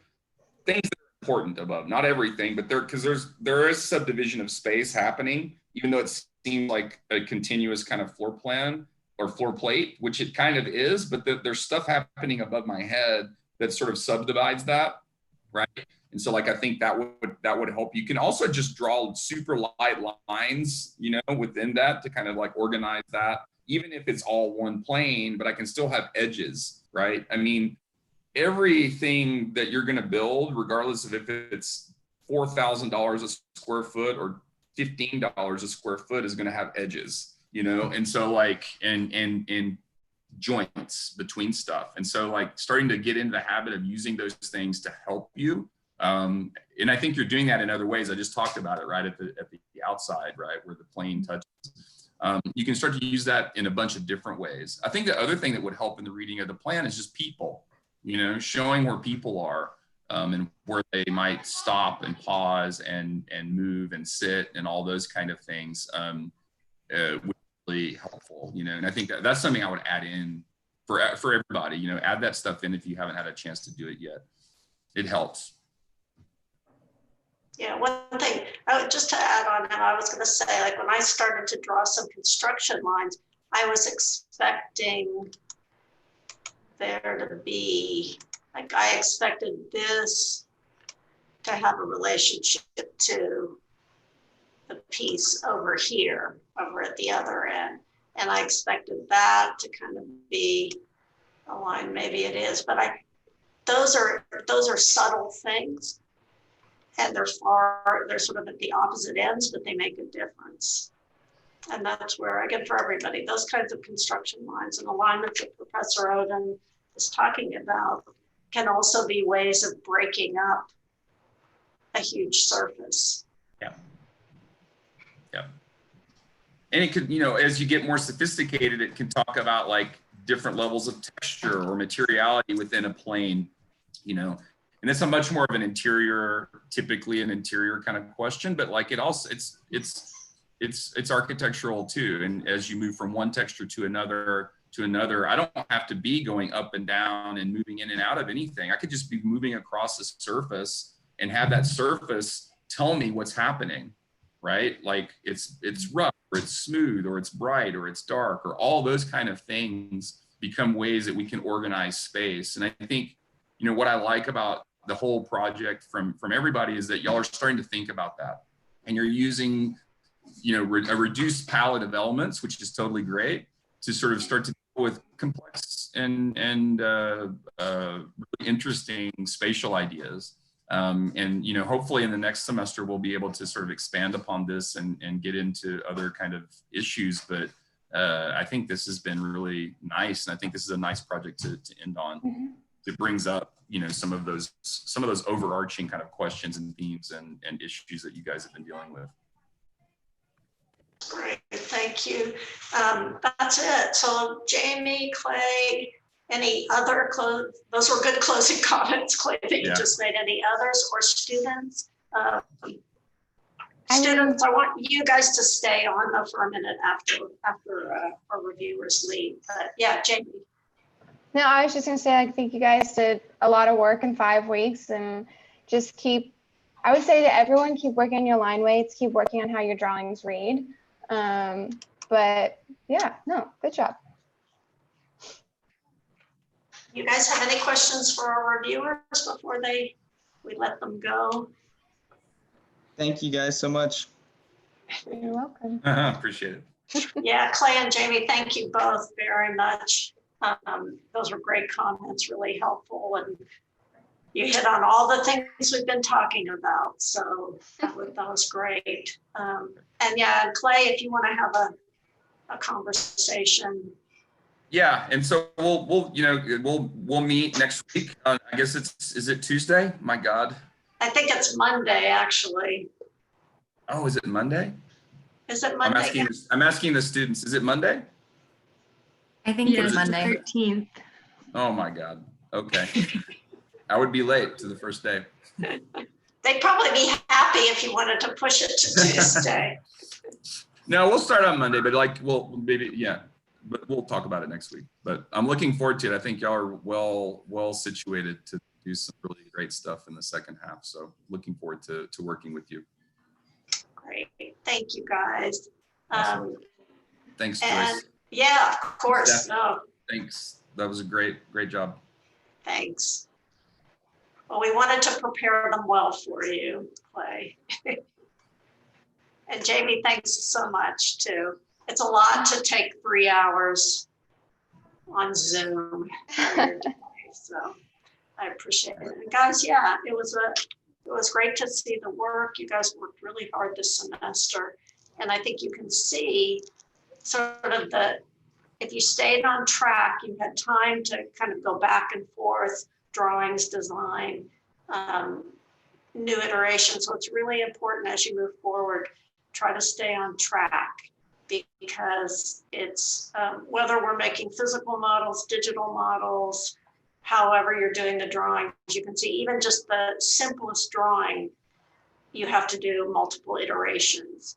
You're not going to get the line weights right on the first pass. So those of you that started your drawings on time, you got them to a better point in terms of line weight. So just keep that in mind as you move forward.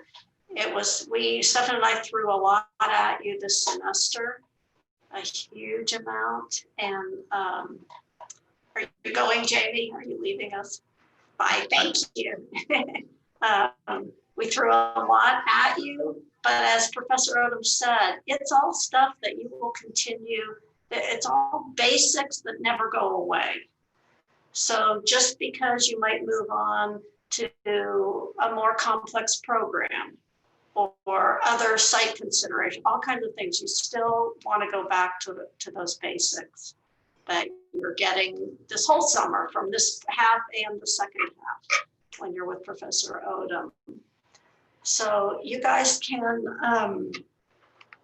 we'll give you till Sunday. I don't know when grades are due, but we'll give you till Sunday if you want to adjust any of your drawings that are on box. You have that option to do that. You also, after the fact, as you're doing your portfolio, you can always go back to your projects. In fact, you should. I'm sure if Jamie were here and Stefan can corroborate on that, it's always a matter of going back and adjusting things that you want to make better for your portfolio. But it's been I'll let Stefan speak in a minute, but I think speaking for both of us, we've really enjoyed working with you guys this summer. It'll be nice at some point to see you in person, not over a screen, but I look forward to seeing what you do in the next semester with Professor Odom. So yeah, thank you guys. Stefan, bye Clay, thanks. Stefan, you have anything you wanna? I'll just say, yeah, I mean, I've had a tremendous fun teaching you guys, right? I love teaching.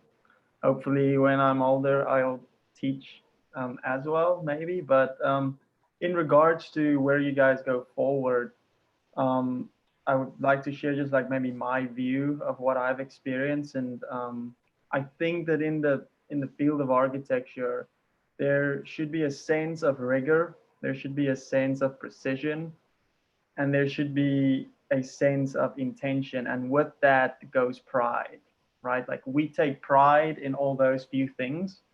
So as you move forward, when you do drawings and when you present your work, you should keep those in mind, that there should be a very high level of rigor, intention, and precision. And with that, you should feel proud of your work, right? So when there's things that are off in your drawings and you don't feel comfortable with it, you should push that to your limit to have the drawing to that sense of quality that you want it to be, right? And then take tremendous pride in that, right? Because you've worked hard. So yeah, and I mean, I think all of you guys in 5 weeks, this is insane, right? Like I'm trying to put myself in your shoes and it is a lot of work. And especially everything thrown at you at once for the first time, it's insane. So I truly believe that all of you will grow very, very fast and have a good grasp on the type of intentions that we had, that we wanted to teach you. I think that's perfect, Stefan, what you said. I think it reminded me of, we had a student a few years ago, and in first semester, he was kind of distracted. You could tell he had some good ideas, didn't really follow through. And at some point, he had to present his work and it wasn't great. And then after that, all of a sudden his work just improved tremendously. You could tell he was more focused. And I actually asked him it was such a noticeable switch. I asked him what happened. And he said he had pinned up that work and he was embarrassed by it. And he never wanted to feel that way again. And so I think pride is a really important thing to think about. You want to be proud of what you put out there. And it does take a lot of hard work. This is not an easy, given that there's so much gray area, it's not an easy, any kind of design is not an easy field, but it's super exciting, never bored, always something to be working on, thinking about, noticing. As we get out in the world again, you'll start to notice things that maybe you hadn't noticed before, light qualities, how you move through a space. And so, yeah, I mean, you'll always be learning and growing.